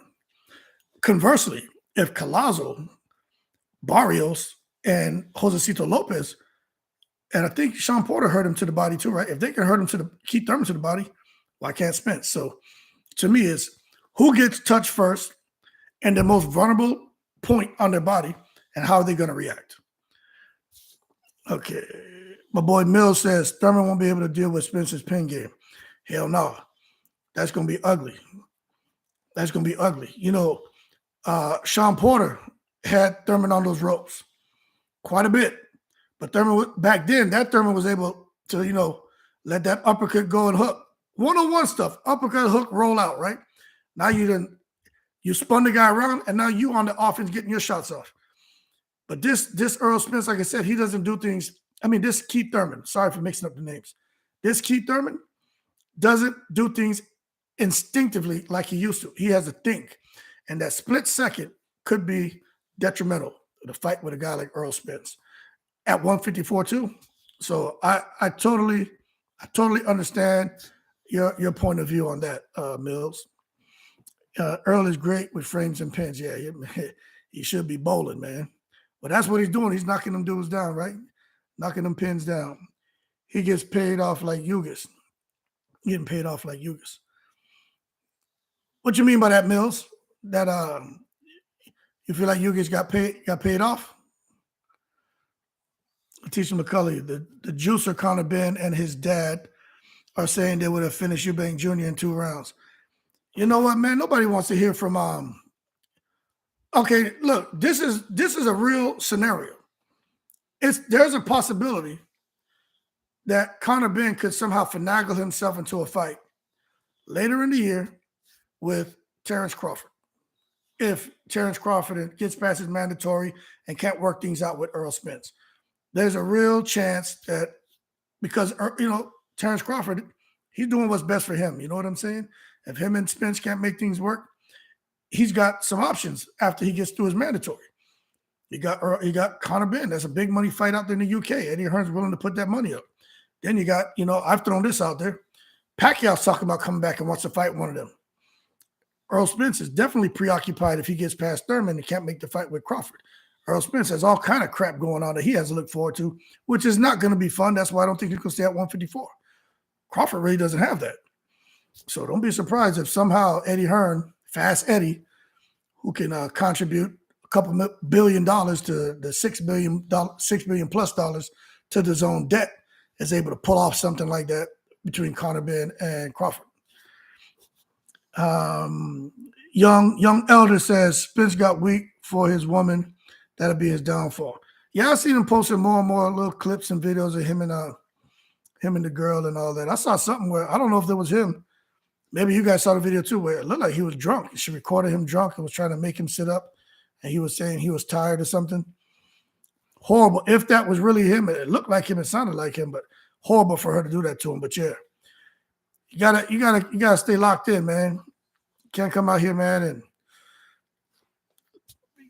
lose your right to complain because you let yourself get preoccupied with some woman, man. You know, you gotta have that discipline. She gotta understand. MD Mills says he does one or two weird things in the ring now that are inexplicable for whatever reason. Yeah, I know we've kind of talked about what were you talking about there, Mills? I know we've kind of jumped around a little bit. Chicken Talk, glad you on, cuz everybody on Twitter talking UFC. Yeah, man, UFC is cool.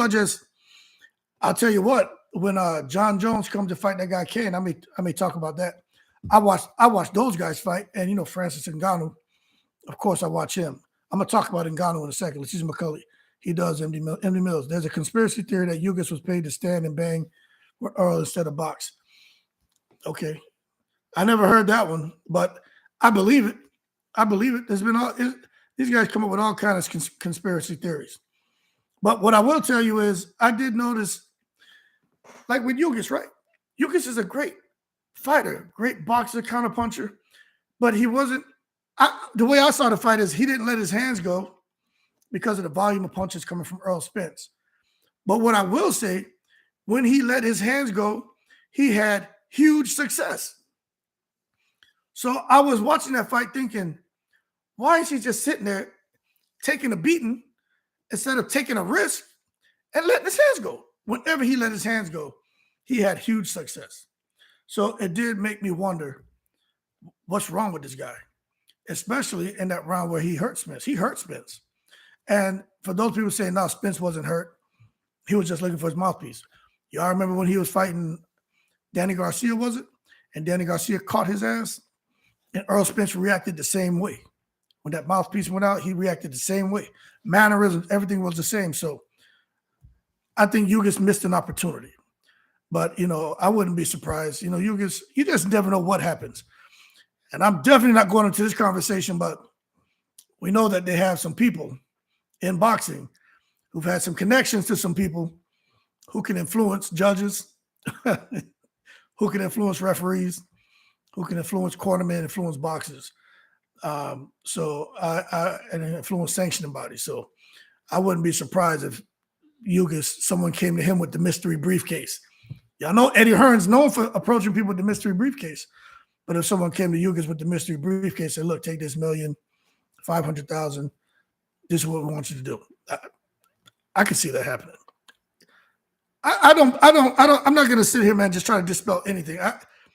There's the way my mind is right now when it comes to boxing, I believe anything is possible. Letitia McCulley says, oh no, if Crawford fights Conor Ben after everything Heard said about Crawford and Ben being a cheater, I'll lose respect for Crawford.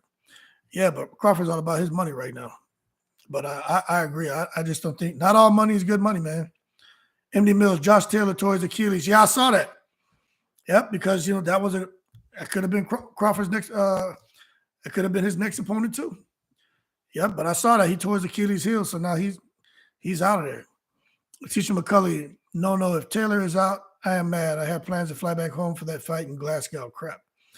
Yeah, well, man, you may have to change them tickets. DMG, Earl made Ugas sit there with him, body shots that took his legs away, period, point blank. Yeah, that's how I saw it.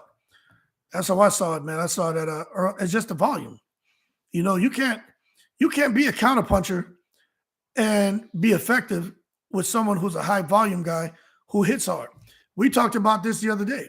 Adrian Broner. I did a video on Adrian Broner explaining why him and AJ. Actually, I did a video on him and AJ and explained why Broner doesn't let his hands go. It has a lot to do with he got hit by Maidana and rattled his cage, right? But it's kind of like what you saw here with Ugas and Earl Spence. Their style is to be a counterpuncher. And this isn't about Adrian Broner, but what we're talking about is you look at Adrian Broner at 135, being a counterpuncher. He's strong. He can sit there, catch your shot, counter you with one shot, hurt you, finish you off. Go up to 140, his second best weight. Kind of can get away with that too. Bubble up to 147, his third best weight. Can't quite do that. So now you're already a low volume puncher. You're a counter puncher. You have to hold your ground. So you get these guys who are coming, and whatever shot you do throw, you're not stopping them. You're not used to that. And now you're inactive, they become more active. And now you're there not throwing punches. So it's not necessarily because you're worried about getting caught. It's because you can't hurt them. And that is what I think is the primary reason why Adrian Broner doesn't let his hands go, because he doesn't have the right style suited to be fighting at 147. He needs to be where his best weight is, which is 135, but he outgrew it. He's 5'6". He's got this weird shape. He walks around about 200. You saw him, man. This man looking like Winnie the Pooh. Walking around about 200 pounds at 5'6", and he has to melt all the way down. That's why he can't get to 140, because he hasn't been disciplined. And that's why with this fight right now, he's looking to come in. Hank Lundy, that fight, man, he's supposed to fight Red Catch. Supposed to fight Hank Lundy. Now he may not be fighting Hank Lundy. So who knows who the hell Adrian Broner is going to fight. But what I'm getting at is the style. And Ugas is the same thing. He's a counterpuncher. So, yeah, he can hit and hurt Earl Spence, but he's not letting enough shots go because Earl Spence is catching most of it on his gloves, and then he keeps coming. So Ugas is on the defensive. But a lot of Earl Spence hits so hard that even the shots that are grazing him, they're doing damage. And that's why you saw the accumulation of punishment over the fight where it just started showing on Ugas' face. But you did see when Ugas let his hands go, he has the power to hurt people. He just didn't do enough. Letitia's laughing. Yep, we have those facilitators in boxing. Absolutely. Young Elder. Frank Taylor coming for them belts. Hey, Frank Taylor's a problem, man. At 135, maybe 140. Derrick James got something special going on. That's why I want to see what he does with AJ. He could get AJ back to the top with the quickness, but we have to wait and see. DMG. Nobody gets paid to sit and get nose, eye, and ribs broke. He would have faked the drop not to get beat up. He would have faked the drop not to get beat up. MD Mills. Yep, for whatever reason, the fight with Catterall is snake bitten. Yeah, that's right. It's crazy. Letitia McCulley. Spence was hitting Ugas with low blows all night. That didn't get caught by the ref. I don't know if, hey, maybe, when you're a body puncher, sometimes some of them stray low, man, but I don't think he was doing anything like, Felix Trinidad, you know what I'm saying? He definitely wasn't going Andrew Galata in there, but, things happen. He was low. This thing glitching, man. He was talking. Sean Porter talked about that. He was getting hit with low blows, but that's just if you can get away with it, the referee doesn't catch it, then I think you should get away with it. I'm not a dirty fighter, but hey, make the referee do his job. He's getting paid good money. Make him do his job. DMG, Earl is focused. He may not like the Keith fight, but he will be ready. And once Keith starts talking, crap, Spencer's going to lock Super in. As always, anything is possible. We got to see another level of EJ. Hey, like I said, I think Earl Spence and Keith Thurman are entering this fight frustrated, but also feeling like their backs are against the wall. And I think that's gonna push both of these guys to probably put forth probably the most impressive performance we've seen them put on in the ring. Both of them. And we've seen Keith Thurman do some amazing stuff before the inactivity. We've seen Keith Thurman, before the accident and after the accident, do some amazing stuff in the ring. But I really think they're going to elevate each other. And I think their styles complement each other as well. Also their history, man, being unified champion, and Keith Thurman never been beaten for his WBC. So he when they do start doing the press conferences, that's going to be fun. Letitia McCulley says, I was looking for that fight to put a period on that weight class so Taylor could move up. Yeah, Josh Taylor. I saw Taylor interviewed tonight in the UK at the Eubank fight, and he never said anything yet. Yeah, the California State Commission cracked Lundy. Yeah, I saw that. Lundy had already signed for a fight or something like that. They came in and looking to indefinitely ban him. So he gonna do the right thing for his career. Because Hank Lundy is basically a gatekeeper now, but he's doing what Chop Chop Corley's doing. Chop Chop Corley, man, his record is upside down. But he's out here, man, still on that circuit, being a gatekeeper, staying busy. And that's kind of what Hank Lundy is kind of falling into, that kind of situation where just a gatekeeper, man, that's out here getting busy. Spencer's a dirty fighter and a dirty fight, and the ref lets him away with it. Y'all think Spencer's a dirty fighter? I don't know if Spencer's a dirty fighter, man. I think he gets dirty. And what I mean by that is he fights hard. And they call it, having that dog in him. I think he gets dirty in the ring. I think he doesn't mind getting dirty in the ring. Not that he comes in with intention to be foul. I think he doesn't mind getting dirty, getting physical. You know what I mean? Getting it accidentally elbowed, accidentally headbutted. It's a fight. Like Mike Tyson said, so what? Who cares if someone got headbutt, someone got this? It's a fight. F it, right? I think that's how Earl Spence sees it. But we've been on here about 2 hours. Is there anything else anybody wants to talk about? I got about 10 minutes. I actually got more than that, but I think we've kind of beat that horse on Eubank Jr. as far as him going forward, what Eubank Jr. should do. But I'm open to talk about anything, man, because all my boys, they're all chilling right now. So I've got time. So if there's anything I want to talk about, throw it out there, man. We can keep the party going. I'm open to talk about anything, man. Anything at all. I know I've been talking a lot about this Bud Crawford and WBO and all that other crap. But my thing right now, Tisha Crawford has a dog in him, one mean dog, but I have not seen him get dirty. MD Mills, the best fighters are all dirty. Yeah, Crawford is so dirty. The way he cuffs you, took the back of the head. Yeah. I'm telling you, man, those guys do all kind of stuff, man, to get away from Minnesota Fast. What does Santa get you for Christmas? For me, man, nothing, man. I got 4 sons, so Santa Claus got those boys some stuff, man. Fulton Inu. Chicken talk, man. I like Fulton. Don't get me wrong. But that guy, Inu, something different in his hands, man. And what I think is going to happen there is going to be the same thing as like what we saw with, Rashidi Ellis and the guy Villa. But before that was that guy, Montana. Montana Love was his name. That's what we're going to see happening there. You get in there with somebody, and you just can't keep them off you, and you're going to start getting touched. And I think that's what's going to happen with Fulton. He's going to have moments. He's going to look spectacular. The boxer moving around. But I think Inoue beats him. I just don't think that Fulton can be perfect for a whole fight. When you got these guys, and I think you guys agree with me, man. When you got these guys who hit like that, it's like we all know about Deontay Wilder, man. But when what he says is correct, man. You got to be perfect the whole fight. That doesn't need to be perfect for a split second.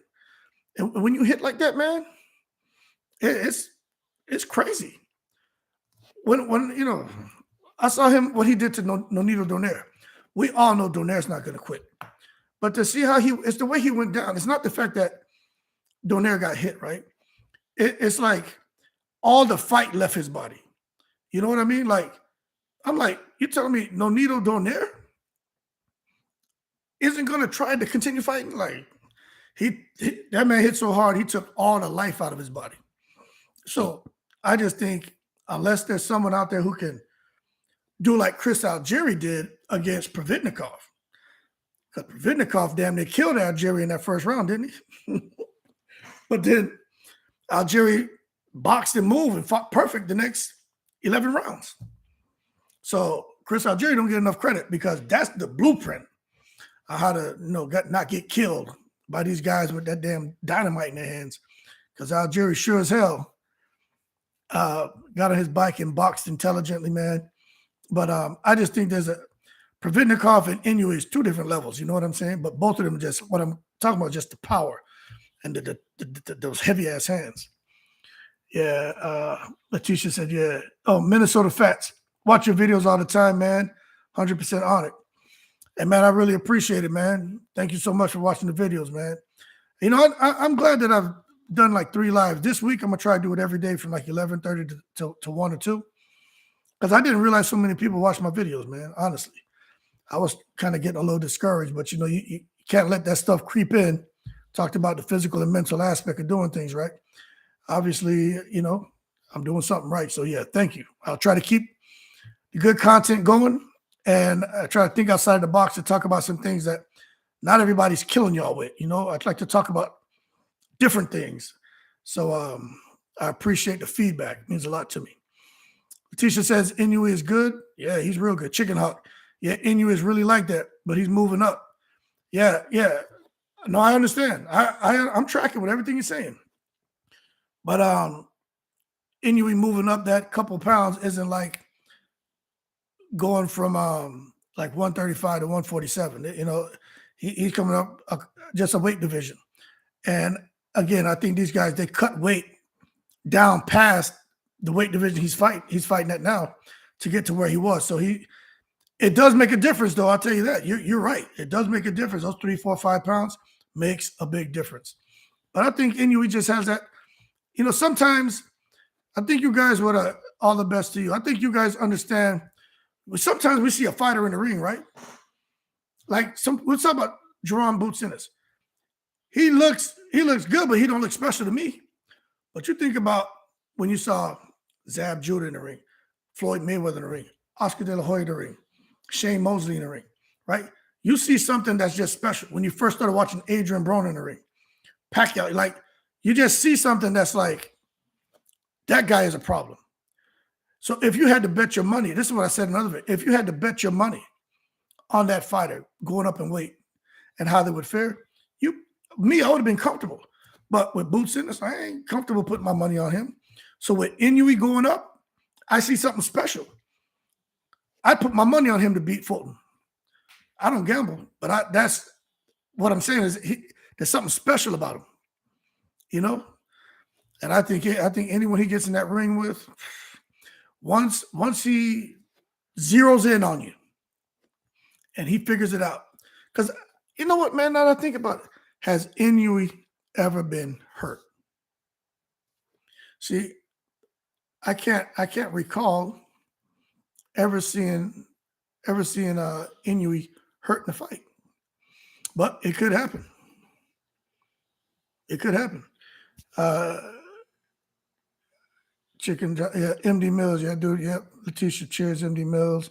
Yeah, I think Letitia had a bounce. All the best to you.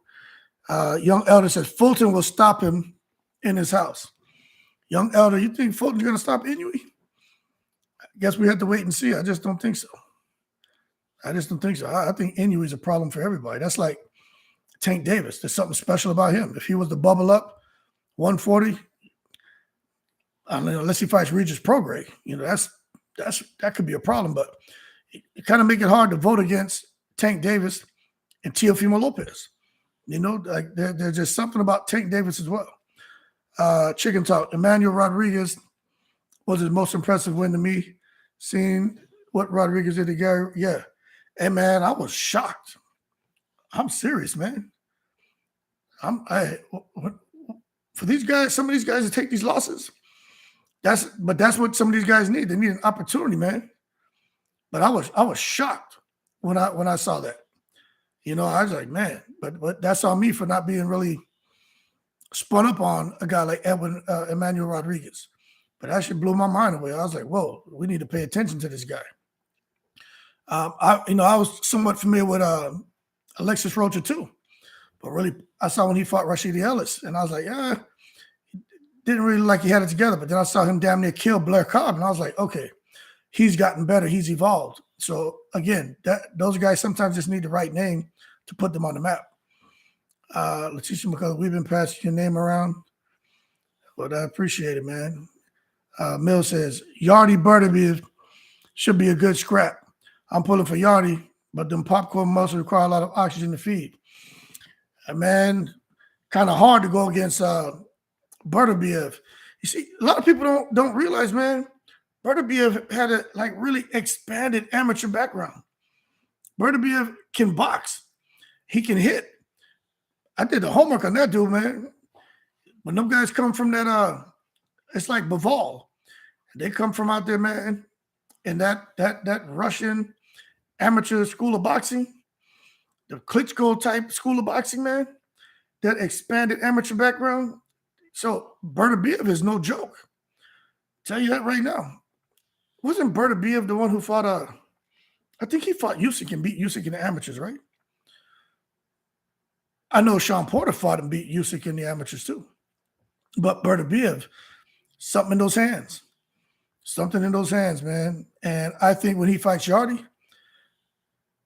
if Kovalev can knock Yarde out with a jab, I mean, but Yarde can fight and he has power. I think Bertabiev is kind of like we were talking about MMA. What's that guy in MMA who retired after his dad died, man? I can't remember his name, man. I'm seeing his face with the beard. But anyway, you got to kill them. You know what I'm saying? Like, you're not just going to come and bang him around and make him take a knee and quit. Like, you got to kill Bertabiev. And I just don't think Yarde's going to be able to handle it when he's getting that pressure and when he feels those first couple shots. I think he's going to get on his bike. He's not going to be sitting down holding his ground. As a result, he's not going to be able to get the leverage on the shots that he needs to slow a guy like Bertabiev down. And then at some point by round 8, the referee jumps in and stops the fight. That's what I think. But Yarde, you kind of want to see him win because he's an easygoing guy. He's one of the kind of clean-cut guys in the sport of boxing. Never hear too much negative stuff about him. You would like to see him get a big win. I just think he has a lot on his plate with Bertabiev. And then after that, Bertabiev, he'll be unified. Then he'll go and he'll, for the most part, decapitate Caleb Smith. And then after that, we'll get the Undisputed because the WBC is blocking the damn Undisputed bout at 175, which sucks. Chicken talk. Bro, I've been trying to tell all these people Boots ain't what they think he is. I got Virgil beating him, and he was a very special fighter. Hey, let me tell you something, Chicken talk. I agree with you. And when I knew Virgil Ortiz can fight, but when he beat Mean Machine, he stopped Mean Machine. I said, we got a problem here because that's not easy to do. And when I saw Virgil Ortiz beat down, what's the name of the fighter who fights for, he fights in the same camp with Terrence Crawford, kind of tall guy from Dallas, Texas. He was a champion. Blair Cobb just beat him as well. I can't remember his name, man. I'm seeing him, tall guy, real strong Southern draw. But yeah, Hooker, Maurice Hooker, right? When I saw Virgil Ortiz, he did the Hooker, I was like, yep. I said, that is crazy. When I saw Virgil Ortiz do that, I said, Virgil Ortiz is special. Then I saw the whole thing with Mean Machine. I was like, Virgil Ortiz is on a whole nother level, man. And then you saw what happened here with Boots Ennis. Boots Ennis, and remember, right? Boots Ennis, he likes to get hit, right? Isn't that what he said? He came out and talking about how he likes to get hit. Now, I know the people in this chat, we're down to 10 people. So I know this 10 know what I'm talking about. What boxer want to come into a boxing match talking about they like to get hit? That wakes them up. Now, you know what? I remember having an amateur fight against this guy, and bell rang, I came out there, and I wasn't really checked in. And this guy was wild, man. He rushed me and like punched and pushed me at the same time. And then I stumbled back and kind of hit my butt and roll, but the referee said it was a push, and so I got pissed off. But what I'm telling you, that woke me up, and it was all downhill for him after that. But sometimes a punch will wake you up and say, okay, I'm in a fight. But to come out here to somebody you like getting hit, nah, man. Well, try that with Virgil Ortiz. Matter of fact, try that with Villa. You know he's got to fight Villa next. Villa, the guy who beat Rashid Elliott. Try it with him. See how far that gets you. Now, I will say Boots has probably a better chance against Villa than Rashidi Ellis because Boots does well, it seems to be, with people who will kind of stand in front of him. It'll give him an opportunity, you know what I'm saying, because he hits hard. But we may see Boots get buzzed badly because Villa isn't just going to quit. And when you got guys like that who are hungry like that, it's a problem. Like they're going to fight tooth and nail. Y'all remember Carlos Baldomir? That man was fighting. You had to kill Carlos Baldomir. He was coming to fight. When he fought Zab Judah, they took him lightly. He came to fight. He came to win. So I'm just saying, you never know when guys have those kind of performances, man. MD Mills, I want my boy So-Called Steve Nelson to get a shot at Bertabiev.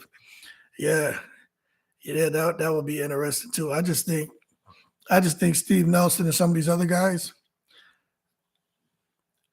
they already got Bertabiev. His year is pretty much mapped out. He's got one fight, then I think he's going to beat Yardy. Then he fights Smith. Then end of the year he fights Bivol. But what's interesting to me is Bivol he's talking about just staying in a holding pattern and waiting until it's time for him to fight somebody for the undisputed. That's stupid. Hearn is trying to force Bivol to come down to 168 and fight Canelo. Like he's doing Bivol a favor. Bivol damn near killed Canelo. I don't know what Eddie Hearn is thinking about. Chicken Talk says his win against McKinnison was good. McKinnison was a mover and fought negative, but he figured him out and stopped him. Yep. Chicken Talk says Boots get hit way too much and way too clean. Yeah. Especially for the competition he's going into now. I can't remember that Canadian guy he just fought. That was a joke. He should have fought the next day. Like that was a waste of a training camp. He should have the next week or next day he should have went into another fight. Like that. Horrible that fight. So what he's getting into now, and I'm sure they learned from that. They came out and said that guy Chikajian shocked them so much that they said they wanted was in a man's system that enabled him to fight the way he fought. So Boots he may be in a situation where at some point, I'm not saying these fighters who have dads training them.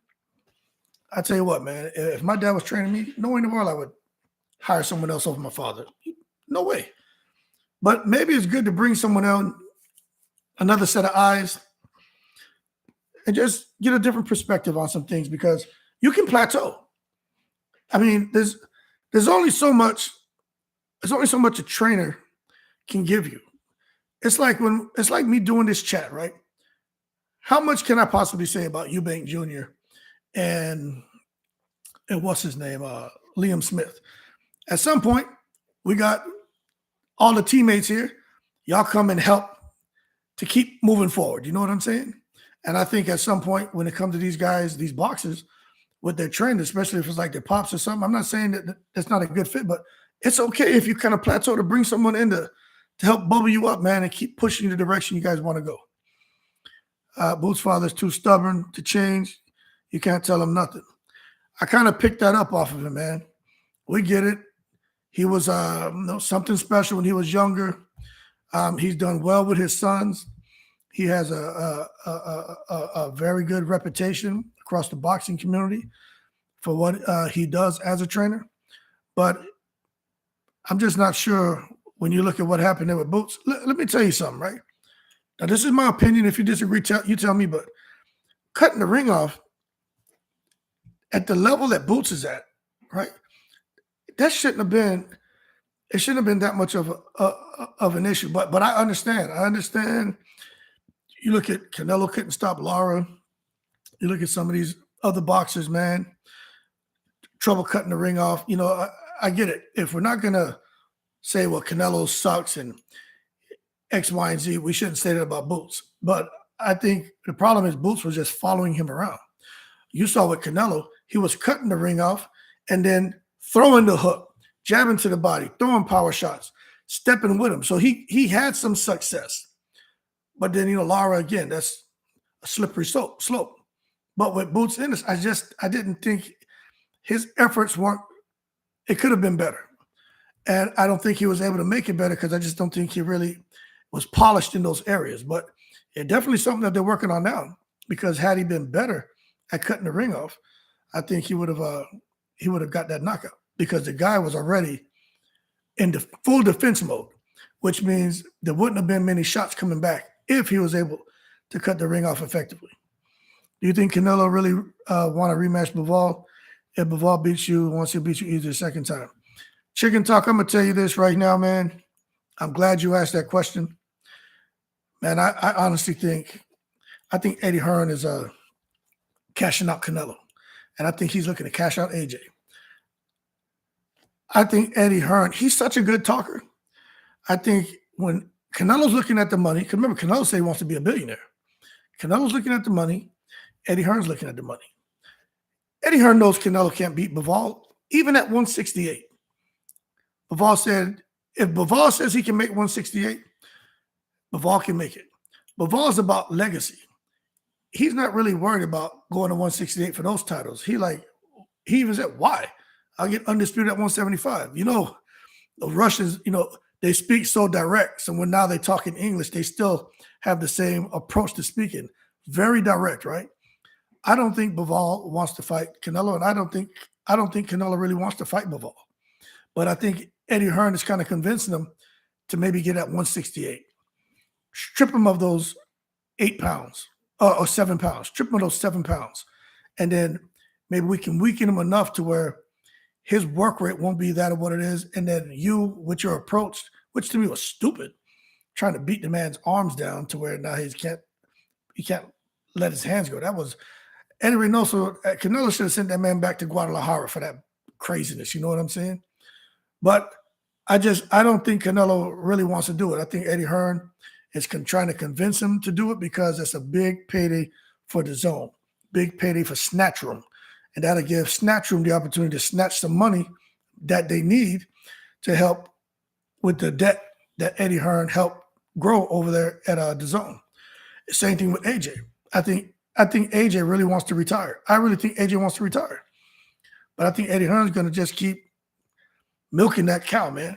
That's what I think. So, no, I don't think Canelo knows he lost. It's like he come out, but then he could be a little bit delusional, man. Eddie is really a horrible matchmaker. I won so much money off that Bivol fight. I couldn't believe they made that fight. I was telling people the same thing. Why in the world would you put Canelo in with Bivol? Again, I honestly think like people like us, we'll do our homework. We'll do our due diligence. We'll go out there. If we don't know about a fighter, let's take 5 minutes, Google him, read up a couple articles, skim over what they say on Wikipedia, BoxRec, go and study some of it, get a background. But I already knew about Bivol. But I went and I looked again, and I was like, recipe for disaster. There's no way in the world Canelo could beat this guy.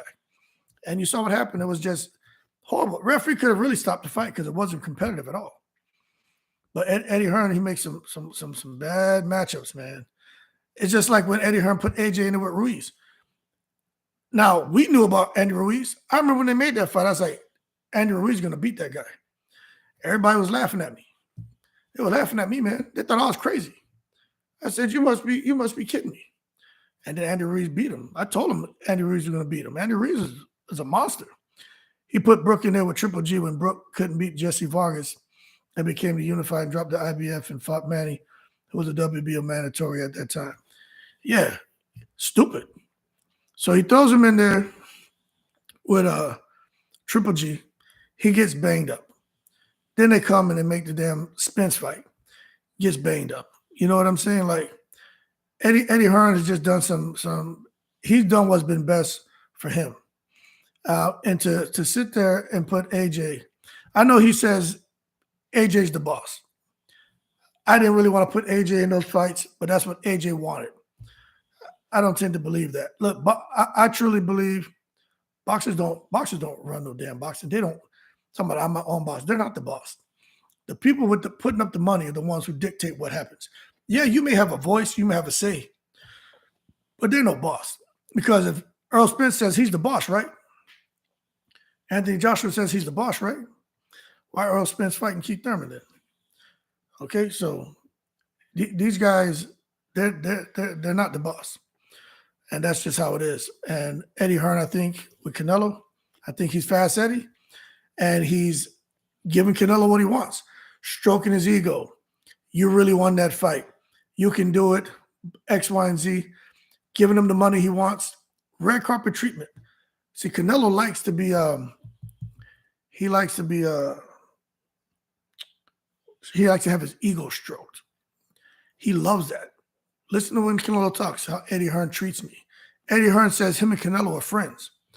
We're friends. We become buddies. Look, I wear the Dolce & Gabbana. He gave me a nice pair of pajama.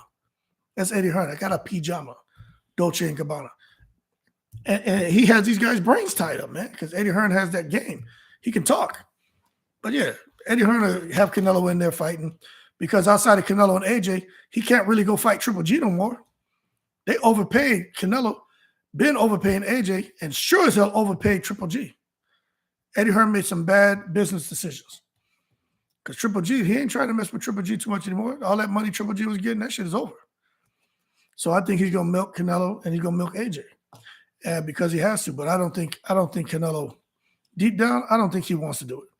Because everybody in Mexico were okay with Canelo losing. They realized that he was challenging himself. He was pushing himself. You know what I'm saying? Like, he got out of his comfort zone to be great. It didn't work out. You can't knock a man for that. But when you come at the fight and talking about, I thought I won, I was robbed. I'm really undefeated. The Mayweather defeat didn't really count because I was young. That's crazy to me. Even the Warrington-Lara fight. He made Warrington drop the IBF instead of fighting his Mando Galahad, which he should have made him do that, who he had already beaten. Yep. Then lost to Lara. Everybody knows Lara's there. Yeah, hell yeah. But, you know, sometimes it's like we talk about, it makes you wonder, right? What's going on behind the scenes, man? When you see you sitting there watching that, man, you're an intelligent guy, right? Not just because you know boxing. You can tell that for you to sit there, man, and be able to kick all this knowledge, that tells you that it's something, you're a thinking man. You can critically analyze things, deductive reason and everything else. You can apply that to anything you do. But when you really apply that and you look at some of these decisions being made, Eddie Hearn's a smart guy. That tells you what exactly is going on behind the scenes, man, that ends up resulting in some of these fights we're seeing. It's like you and I, we were talking on YouTube, and I was telling you that, you know, Terrence Crawford is being, you know, I said that video, he being blackballed, right? No, don't get me wrong. He made some bad choices, right? And he's created his own misery. But when you look at when he pulled out of that Spence fight, we get it. Everything had bottleneck because everybody's waiting for Spence and Crawford to fight before they can really go into action on anything. All of a sudden, the fight's not happening. Everyone's pissed off now. You got Stanley Ortiz, WBA. Boots Ennis now all of a sudden fighting for this interim title. He beats Chakazian. Now he's there for the IBF. Look like he's going to be fighting Villa, so he's slipped right underneath the IBF. The WBC got Keith Thurman. Of course, he got to fight Spence, but he got Cody Crowley fighting for the mandatory position in the WBC right now as well. So now you look at as you look at what was in the WBO and what's there. Virgil Ortiz. Only reason he's still hanging out there in that WBO is because of the Stanley Eunice situation, but really, he's lying underneath that WBA. Keith Thurman, we already know what's going on with Keith Thurman. Then you got Alexis Rocha now. Alexis Rocha is a good fight for Terrence Crawford, but who knows Alexis Rocha? Okay? So when you come down to Santillan, you got Blair Cobb, they just plucked, right? Because all the sanctioning bodies, the promoters, there had to be some discussions. They plucked the big names, the pay-per-view worthy opponents from Terrence Crawford. They plucked them. And they said, if you want a big money fight, the only big name that you're going to have really is Earl Spence. And you guys, if Spence beats Thurman, y'all have so many days to make it happen. But if you want to do something else, this is what you're left with. And that's why I said, you know, when I look at it, I'm like, man, they screwed him. They said, you want to play with us? All right, we're going to show you who the boss is. And that's where Crawford is out there to me, man. He's just been cast away, and he's just out there floating around on the WBO island, and no one's trying to help that man at all. But then again, he's his own man, right? He's his own boss. He calls his own shots, and he chose to do what was best for him. I understand. I don't mean I agree with it, but I understand.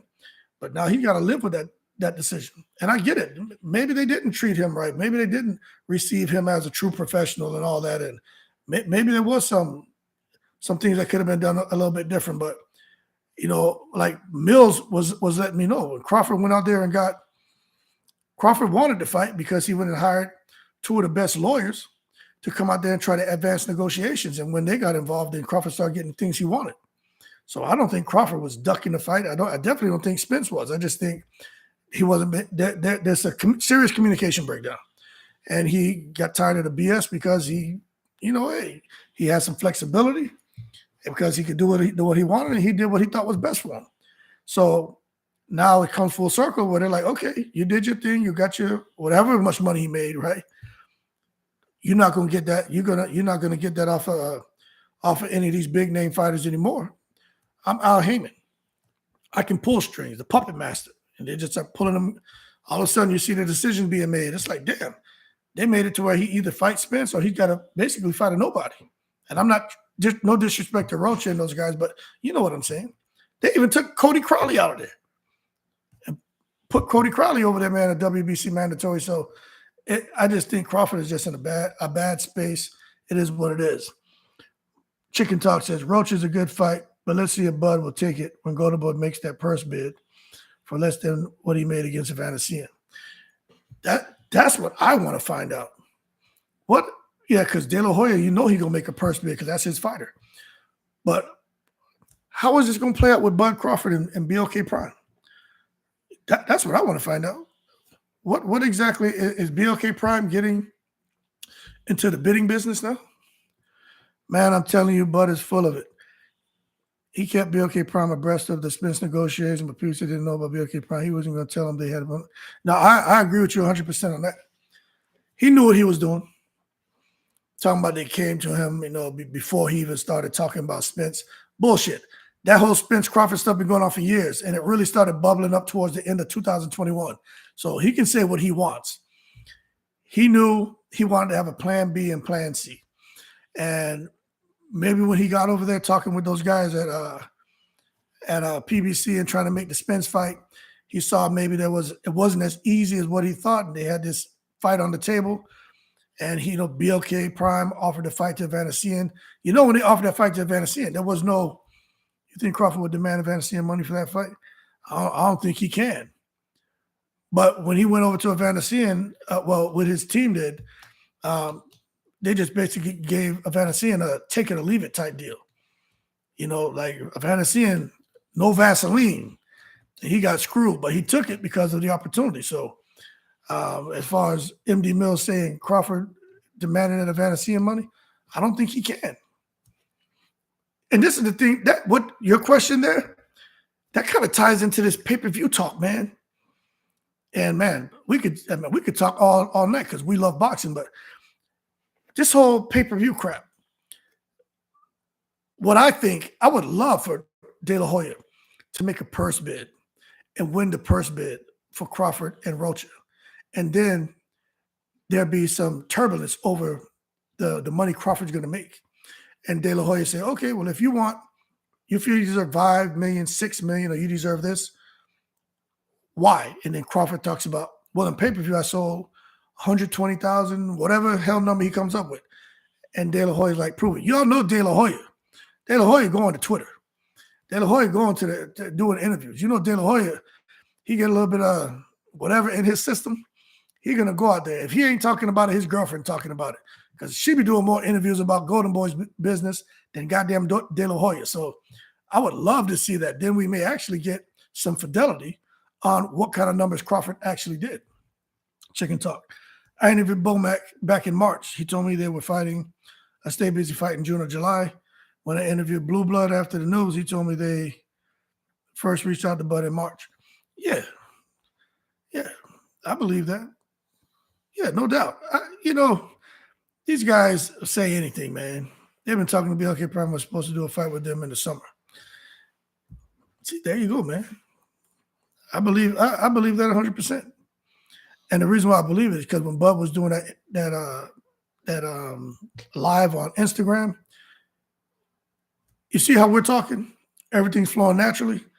Now, my man was, you could tell by his body language that he wasn't telling the truth. Like something was missing. You know what I'm saying? And I was like, there's some things he's saying are kind of on point, but there's there's some gap fillers that he's not able to fill there. And I was able to pick up on that. I didn't have enough. I didn't have any information. So I was like kind of going on what he said, waiting to see what Earl Spence was going to say. But Al Heyman doesn't talk, and Earl Spence didn't really say much. So, here it is now. He's still trying to fill those gaps. Motorman Boxing UK. I was just watching Liam Smith being interviewed. Hood Champion, he said that Eubank Jr. looked terrified of getting hit by him.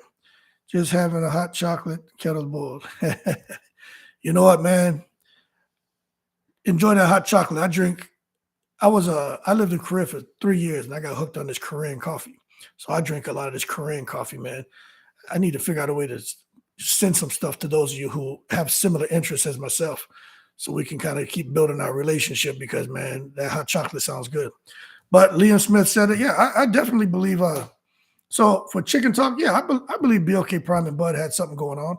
And for Motorman Boxing, yeah, I believe that. Liam Smith was in the ring. He obviously saw something. But I'll tell you this too. When Liam Smith was letting his hands go, you could see that Eubank Jr. was kind of clamming up a little bit. Like when he did get some shots through, Eubank Jr. didn't like it. But then again, Eubank Jr. couldn't react the way he wanted to. He wasn't able to really get out the way and box intelligently the way he wanted to, because I think he was just drained. MD Mills, did PBC tell Crawford that Keith Thurman was in the mix during the negotiations?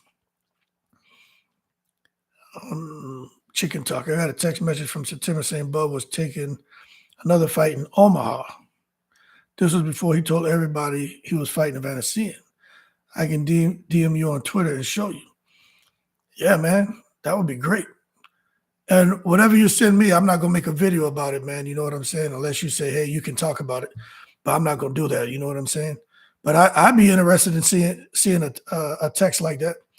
Because when I sit here and they got some of these other content creators. Let me throw this blanket on my boy. Okay. They got these other content creators out here. And what I don't like, right, when they tell their audience, like, nothing's true unless you hear it from me. I'm the only channel that's telling you the truth. I don't feel that. So some of that stuff, even I know, like, they're lying, because I'm sitting here with my little small platform, and I know the analyzing and reading and studying that I'm doing to try to get factual information. And they be out here lying, man, just lying. It's crazy. Chicken Talk. Bud is so full of it.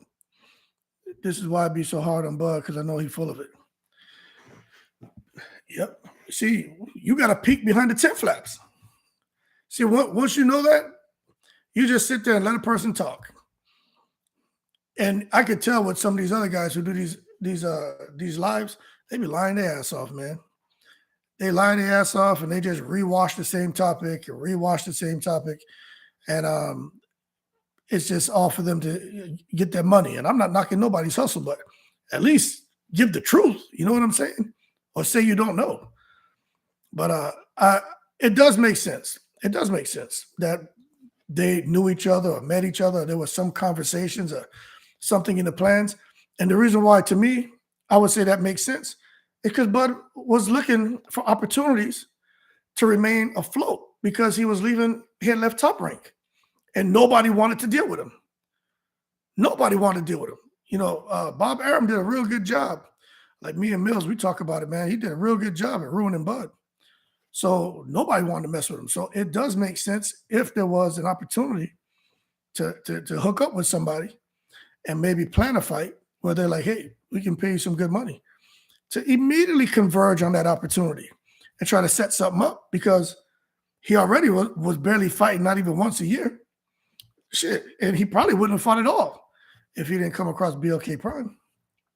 So it makes sense that could have been something lined up. And then the Earl Spence stuff came up, and it's like, well, hold on. Let me see about this Earl Spence fight. Not quite going the way you want. Well, let's just go ahead and make this. So all of that I could see that happening. I definitely can. But, what trips me out is fans are really split on Bud and Earl. I do think Bud wants to fight. I do think Spence wants to fight.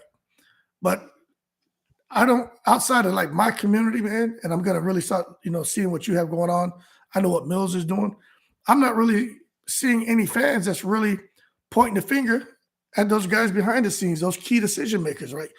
They're not doing that. They're just ripping and tearing down the fighters. And I think I understand that they're like the face and they're the guys who are putting stuff out on Twitter. But when you peel that back, this guy's back there, man, kind of making them move certain directions. We got to really get beyond that and understand what's going on behind the scenes.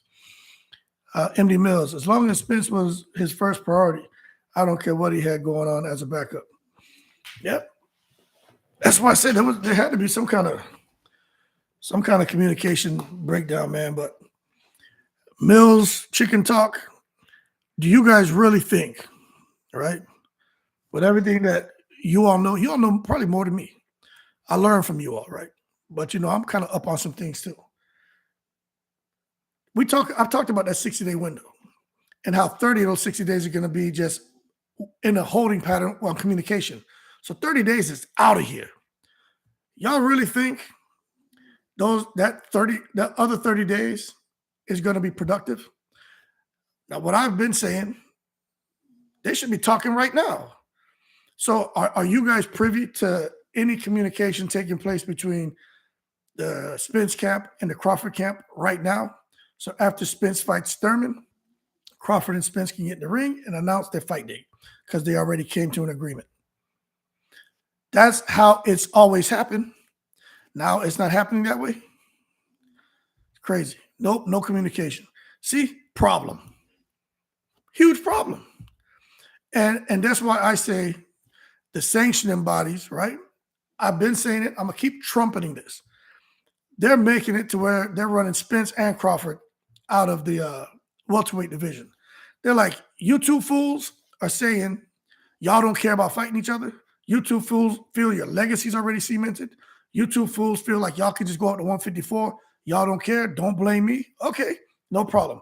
We're going to give y'all this unrealistic time period to negotiate. And then both of y'all, you're going to have to go now and figure things out. Spence has to fight killers as mandatories. He going to go to 154 because he ain't going to want to deal with that. Crawford not going to have nobody to really fight, so he going to drop that belt. Now, we finally get all of our belts to have guys fight for them, and we can get all those fees and get all that money and start to get our business running the way we want it to run again. We finally got rid of the two dead weights out of here, and now things are flowing again. And that's exactly what I think their strategy is.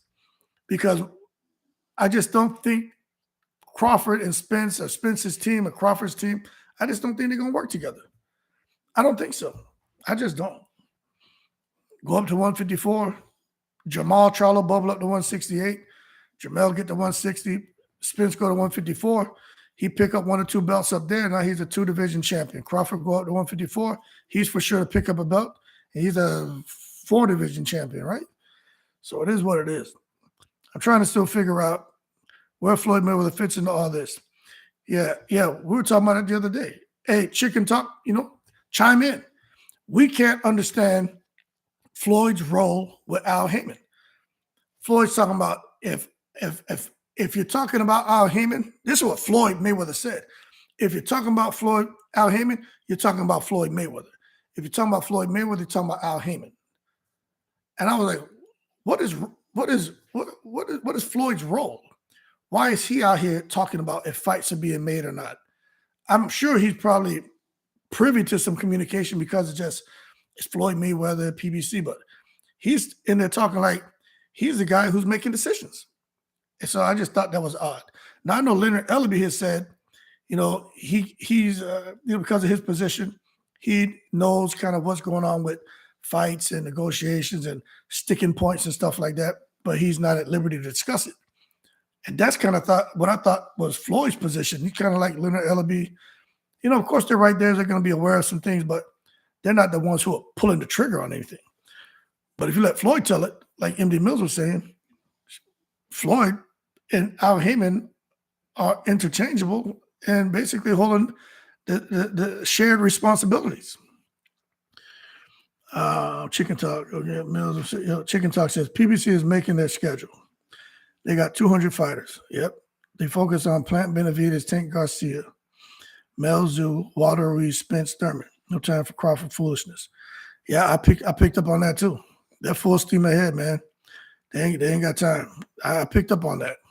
Chicken talk. Look, I interviewed Espinoza, Bomac, Red, Crawford's other coach, and Floyd's name never was brought up.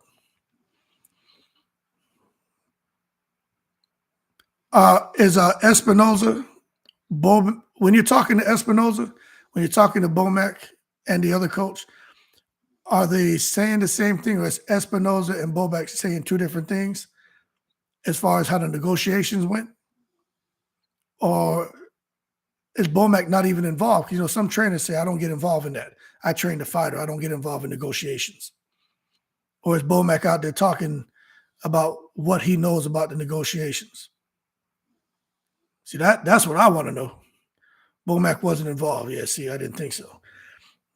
At least that's what they say. But yeah, see, and that's what I want. I want to see. I want someone who's part of those negotiations, not Bud Crawford, but so to really sit there and fact check Espinoza. Now, Espinoza won't get into the weeds, but he in a roundabout way was saying that, you know, maybe Crawford didn't quite approach the negotiations in a traditional manner. That's the way I took it. Is he was just saying, look, they got tired of messing around with Crawford, asking him so many questions. But I think Crawford's right to ask a lot of questions to try to understand what's going on, why they don't want to give him a guarantee, everything else. Because that guarantee thing is a problem. But at the end of the day, money drying up out here is what it seems like. Nobody's getting no damn $10 or $15 million guarantees unless you AJ and Canelo. In those days, maybe coming to an end too. $20 million guarantees, $25 million guarantees. So I don't know, but there may be hope. Yep, facts. True, man. But there may be some hope if you figure this is just being real now. Spence and Crawford, wherever they fight, they're going to sell it out. I can't see there being, you know, at 80% capacity. I think that thing is going to be sold out, right? Guys will be out there scalping tickets at like 10 times the sale price. So they're going to sell out the venue. So you figure you're looking at more than what Tank Davis is making, right? Because he's selling out live gates everywhere he goes. Spence and Crawford are for sure going to sell out wherever they have the fight. So the largest stadium they can have it at, we know Crawford doesn't want to go to Texas. You know, I can understand that, but in Las Vegas, it's not a huge fight, 600K pay-per-view max. Exactly. But what I'm getting at is if they go and fight, let's say in Las Vegas, let's say the live gate, I don't know, let's just say 5 million. And then they do the 600,000, right? That's like 30, that could be like 36 million, something like that, depending on the price point, right? Because Tank's doing about what, 18 million or something, supposedly on like close to 300,000. But anyway, let's rough numbers. Let's just say they should get, let's say that's about $40 million off of the pay-per-view. So much off the live gate. That shit is damn near close to 20 million right there a piece. So I can't see where, at least 25 million gates in Vegas. What other fights they're going to have that pop? Yep. So when you just look at the live gate, 25 million, pay-per-view, close to around 30, 40 million. I can't see why they can't offer them guarantees of like 15, at least 10 million a piece, 15 million a piece, and then a percentage of everything else. And we're not even, maybe like 15 million, or they have themselves in Dallas, right? But we're not even talking about sponsorships, endorsement deals. You know what I mean? I know I talked about that. I don't know who I was going back and forth with, but I had to send somebody some stuff. You know, the WBC, those guys get a percentage of any mode of revenue. So it doesn't matter. These guys putting patches on their trunks, any mode of revenue, right, that is on your behalf or you benefit from, these sanction bodies getting a piece of that. But what I'm saying is there's going to be more money there too for these guys. So when we look at it now, I don't see why coming up with guarantees for both of them, I just don't see why that'd be an issue. Now, the purse split, that's 6. I think what Bud had agreed to, like 65% for Spence, 35% for Crawford. That seems pretty fair to me. But hopefully that doesn't become an issue again with the fact that Crawford got this supposedly $10 million from BLK Prime. So I guess we'll see. You know what I'm saying? The split was fair. Hell yeah, that split was fair to me. But you guys talking about like chicken talk, talking about that 600K pay-per-view? Mills, what y'all talking about them live gates? Ray Jackson, what you talking about them live gates, man? That's a lot of money. A lot of money, man. Motorman Boxing UK, Earl the Unified Champion. That's right. Those belts are like certifications. You know, Mills, you always hear me say that. You and I going for the same job, same position. They have two positions doing the same thing. And I have 3 certifications. You have none or you have 1. I'm going to get paid more than you, okay?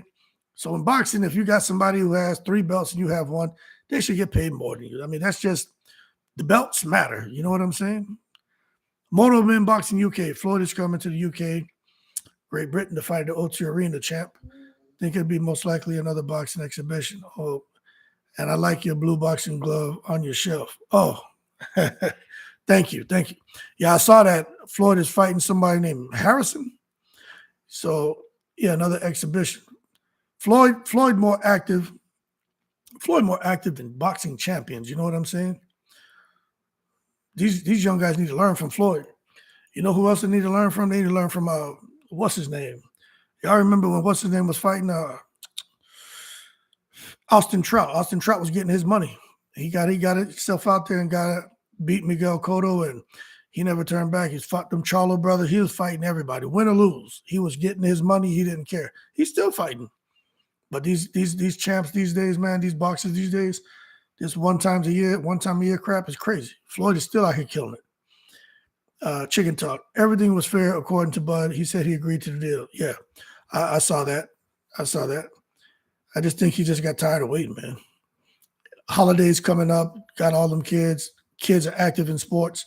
He needs to have some structure, man, in his life. You know what I'm saying? That's like a person who's never ever worked out. All of a sudden they start working out. There's a certain time of the day that maybe your time wasn't accounted for. Now you can account for it because now you're incorporating the workout. Then you go to work. Then you incorporate, maybe you can start college. Your whole day is accounted for. You can plan your next 3, 4, 5 months based on your schedule. Crawford had no – good, I'm back on, man. Sorry about it. It glitched for a second. You want Bud Crawford to go into the holidays with no structure? You know what I'm saying? He got to have structure. He got to know if he can eat, if he cannot eat. He got to know what's going on with the kids. You know, all of that. So he picked a fight. He had some structure, and he worked towards that date and then enjoyed his holidays. So, yeah. MD Mills, now what I don't think is fair is to see other dudes getting 60-40 splits, but suddenly they don't want to give Crawford at least 40. Yeah, I think that's a little foul, man. I do. But at the same time, you know, Earl Spence was grinding to get 3 belts, to go in with some leverage, because Bud had a lot of leverage going into it, being that he was coming off at 140, undisputed. We know that's the past, but, you know, it matters. But Spence only had 2 belts. So you almost had to give someone what they want, kind of like AJ and that Prince Charles Martin guy. Give him the money, we get the belt. Okay, we're done with him, move on. Nobody else was getting money like that no more. And Earl Spence kind of the same thing. I don't need to give him this deal. I got the 3 belts, but you're not going in against Ugas. You're going in against Terrence Crawford. And Terrence Crawford Ugas wasn't the pound for pound guy. Crawford's pound for pound. Crawford had a belt. He smashed everybody at 140. So I definitely think Crawford should have been treated a little bit more respect. But again, the 60-40 split is fair too. But 65-35, I think that's where Crawford just said, you know what, whatever. Now, he didn't think it was fair. He just knew it was going to be much better. Absolutely. I agree with you on that. I think he just said, you know what, it is what it is. Yeah. You're worth what you can negotiate. Absolutely. Absolutely, man. You know what I'm saying? That's like going to the car dealership and they're like, okay, no problem. What's the price? Oh, let me go talk to the finance guy. And they go back there and sip hot cocoa like my boy out there, Motorman Boxing. You know what I'm saying? Sit out there and do nothing. Or like me, drinking Korean coffee. Don't do anything. Then they come back and just still have you there looking stupid. So you're right. You get what you can negotiate. Chicken Talk, they need to revisit Earl versus Canelo at 164 for September. Yeah, that would be good, man. Since Spence wants to move up, he said he could fight Canelo. And since Canelo wants to make Bivol melt down, so why don't Canelo melt on down to 164? Spence come up. That would be a huge fight. That would be a huge fight. Chicken Talk. So you think Crawford Spence is dead? Yeah, that's what I want to know. Based on what you know, Chicken Talk, you think that fight is dead? I think Crawford and Spence is dead. I think it's dead. I think they want Crawford and Spence out of the welterweight division immediately. That's what I think. I think they have targets on their backs. Like I just think them guys at the big top don't want them here. They're tired of the bull crap over a year and a half. Those belts not being defended the way they wanted. A lot of money missed out on. So I think they want them out. But Chicken Talk, what do you think? Personally, I do. That's just my opinion. Yep. I think the majority of us who've really following it, I think we all think that. I mean, the writing's kind of on the wall. You know what I'm saying? I'm not a guy to assume, but when you look at how things are shaping up, yeah, the boxing OGs will kill Spence if he doesn't fight Crawford. You think Spence will live with that? Because he said it bothers him. Spence said it bothers him? Last time I heard Spence talk, he said he didn't care. He wasn't going to wait. He said he wants the Crawford fight, but if he's not going to wait for Crawford, they're going to kill both of them. Hell yeah, Ray Jackson. I think they're already ready to start round 2 of the killing spree. I just think they're going to push him up out of there. Yeah, that's the audio that leaked. Oh, okay. Yeah, I think I think they want them out of there. I already think they got targets on their back. They're going to drive them guys to the damn insane asylum. Both of them mentally, their mental health is going to be all messed up. You imagine that, man? You know how hard it is to get things postured for someone to go into an undisputed distinction, man? And they fumbling the damn ball? That's stupid. Why you want to go up to 154? Yeah. Why would you want to go to 154 and say, okay, I pick up one title. Now I'm a 2-weight world champion. I'm talking about Earl Spence. Instead of staying at 147 where you're the unified, try for undisputed. At least you tried. If you don't get it, then you still go to 154. Terrence Crawford, you could be a 2 unified champion in 2 different weights. Why play around and then go to 154? Spence said, everyone thinks he'll beat me and they blaming me. Yeah. Well, a lot of people were saying that. Probably, I don't know how many people are saying that now. You watch the way Crawford performed against Evanescence and them damn gloves that were just falling all over the place. You know what I'm saying? He had them Fury gloves on, didn't he? But I personally, I don't think Crawford is just going to easily win that fight. I think that fight is straight 50-50 down the line. The sanctioning bodies love the 2 highest paid welterweights holding their belts. They don't want Virgil Boots lowering sanction fees. Yeah, but that's true because the more money the fighters make, the more the sanctioning bodies get. So that's a good point. That glove issue is still floating in the background. I know. That glove issue is crazy. Ray Jackson, Earl just tried for undisputed and Crawford walked away. He's not holding up his career again for Crawford. You can't blame anyone. Since we're talking about Spence and Crawford, you want me to go and spin my wheels, right? Another couple months, knowing that we can agree to everything that you want. And then when I say let's put a wet signature on here, you can sit there and pull out. That it'd be hard for me to sit there and want to try to continue negotiating with someone who did that to me, man. There's really nothing to hold up. Either they're going to make the fight or not. Absolutely. There's nothing even to talk about. They already got there. They want to come back to the 50% point, 75% point of where they were in negotiations, and then come from there, then great. But I think it's crazy that these 2 fools, well, really, Crawford didn't have the right people there guiding him, right? Maybe he should have paid Kinahan some consultation fees like Bob Arum. You had the Super Bowl coming up, right? You had all these opportunities to promote the fight, have these guys walk out there during the halftime or during the coin flip. All the money they were going to pump into Crawford and Spence, all of that is out the window now. Could you imagine the buildup they would have had? But it is what it is, right? But when I thought about it like that, I said, damn, who was advising Crawford? But I understand Bud taking that money.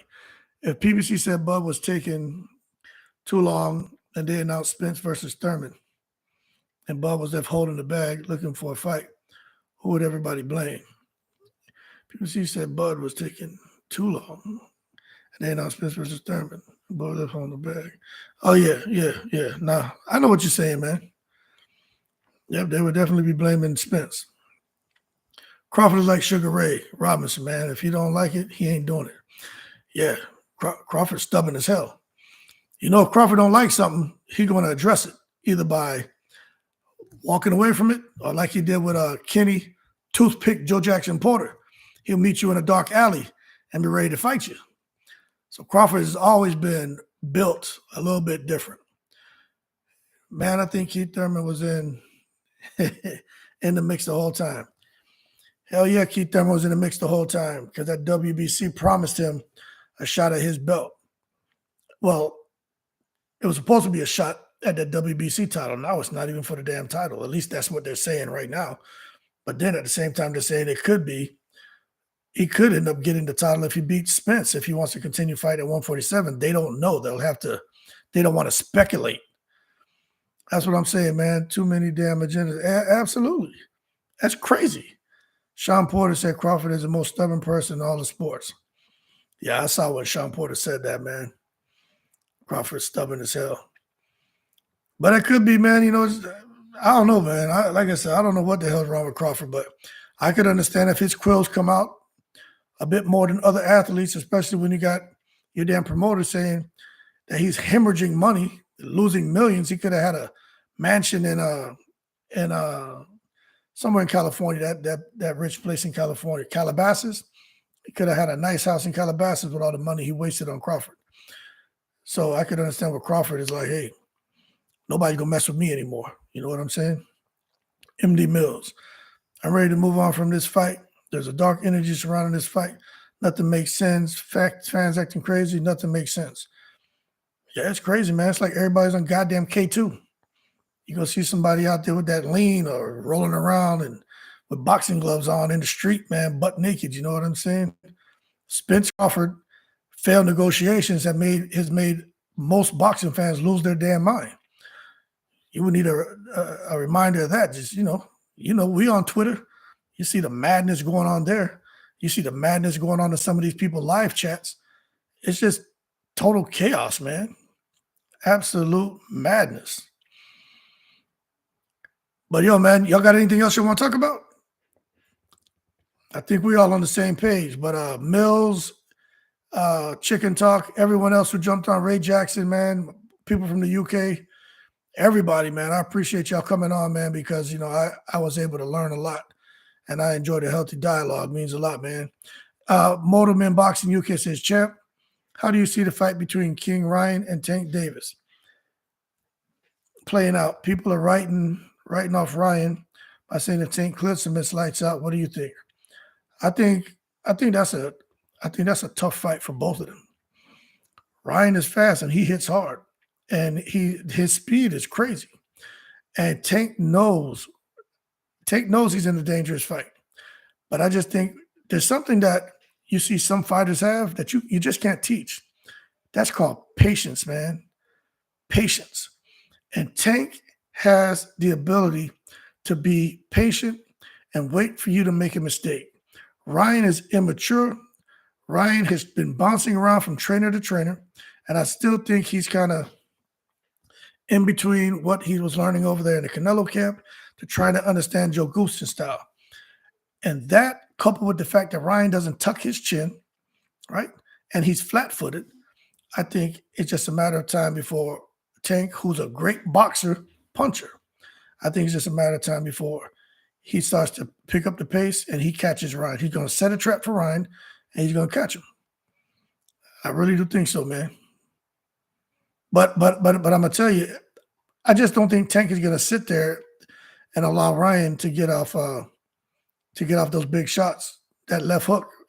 Outside of the left hook, Ryan Garcia doesn't really have anything. He got speed, don't get me wrong. But his thing with Ryan Garcia is always that left hook is so damn fast, though, man. I mean, when he knocked out the Dominican fighter, man, I didn't even see that shot hit him.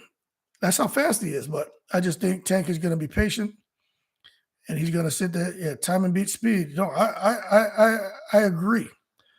I agree 100%. Yeah, and you're right, MD Mills. You two Moto Men boxing, man. That speed of Ryan is crazy, but Tank is fast. He hits hard. He's got that timing and patience.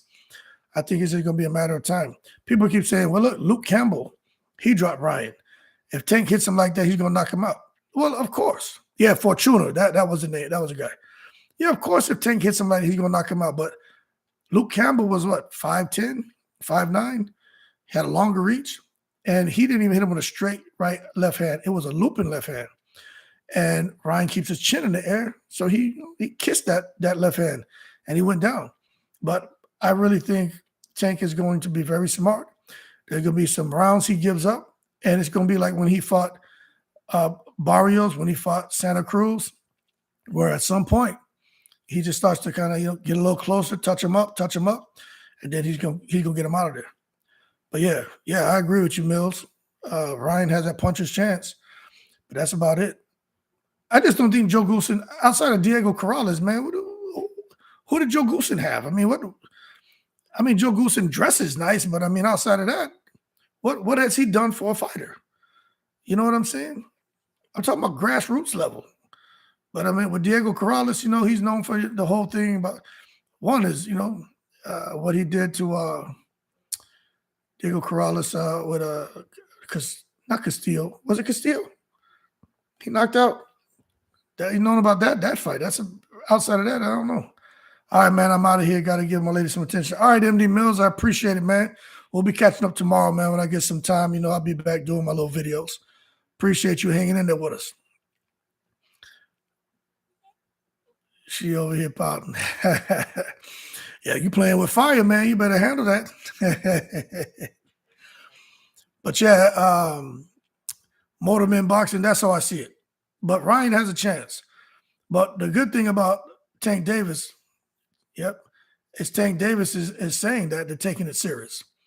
Him and his coach, Adrian Broner, is talking about it. So that's why Tank took this fight that he just fought against Garcia to stay active. I think that Ryan Garcia makes you wonder why Ryan Garcia didn't take the fight, take an interim fight. They talk about him being on PEDs and stuff like that. I mean, I don't have any reason to believe that Ryan Garcia is on PEDs, but it just makes me wonder why he wouldn't want to stay active going into probably the biggest fight of his career against Tank Davis. Like, it just doesn't make any sense to me. But it is what it is. Y'all got anything else before I jump off, man? We've been rolling here almost 3 hours, man, and it has been fun. I give it about 2 minutes, see if anybody has anything else before I jump off. Take my little man upstairs, man. My other 3 sons upstairs playing on the damn Oculus, making noise. It's 11:18 over here. I'll give it another minute. Y'all have anything else, man? I appreciate everybody jumping in. Means a lot to me. If anybody has anything else, I'll give it another minute. I'm going to end the stream. When are you back? I'm going to start trying to come on. I'm in Texas, right? So I'm going to try to come on Monday through Friday from like 11:30 to 1:30. 11 to 1, 11 to 1:30. Monday through Friday. And I can be consistent there on the weekends. It just depends on, my sons, man. I have 4 sons, and they're all active in sports. Super busy, man. So, but I'll definitely be on. I'm gonna try to go Monday through Friday consistently. And I know we got the little time thing. So in the evenings, I can jump on the evenings at like 9:30 to 11 o'clock my time. So at night, I can come on as well. And we can have some more talks, man. That way I should be able to catch catch you because I know the time difference. That way you guys can jump, who are overseas can jump on, and we can talk about the things y'all want to talk about as well. Anything else before I jump off of here? Y'all keep safe, man. Be looking forward to talking to y'all again. It means a lot to me, man. I really appreciate it. All right, y'all keep cool. Shout out to the veterans, all 7 continents.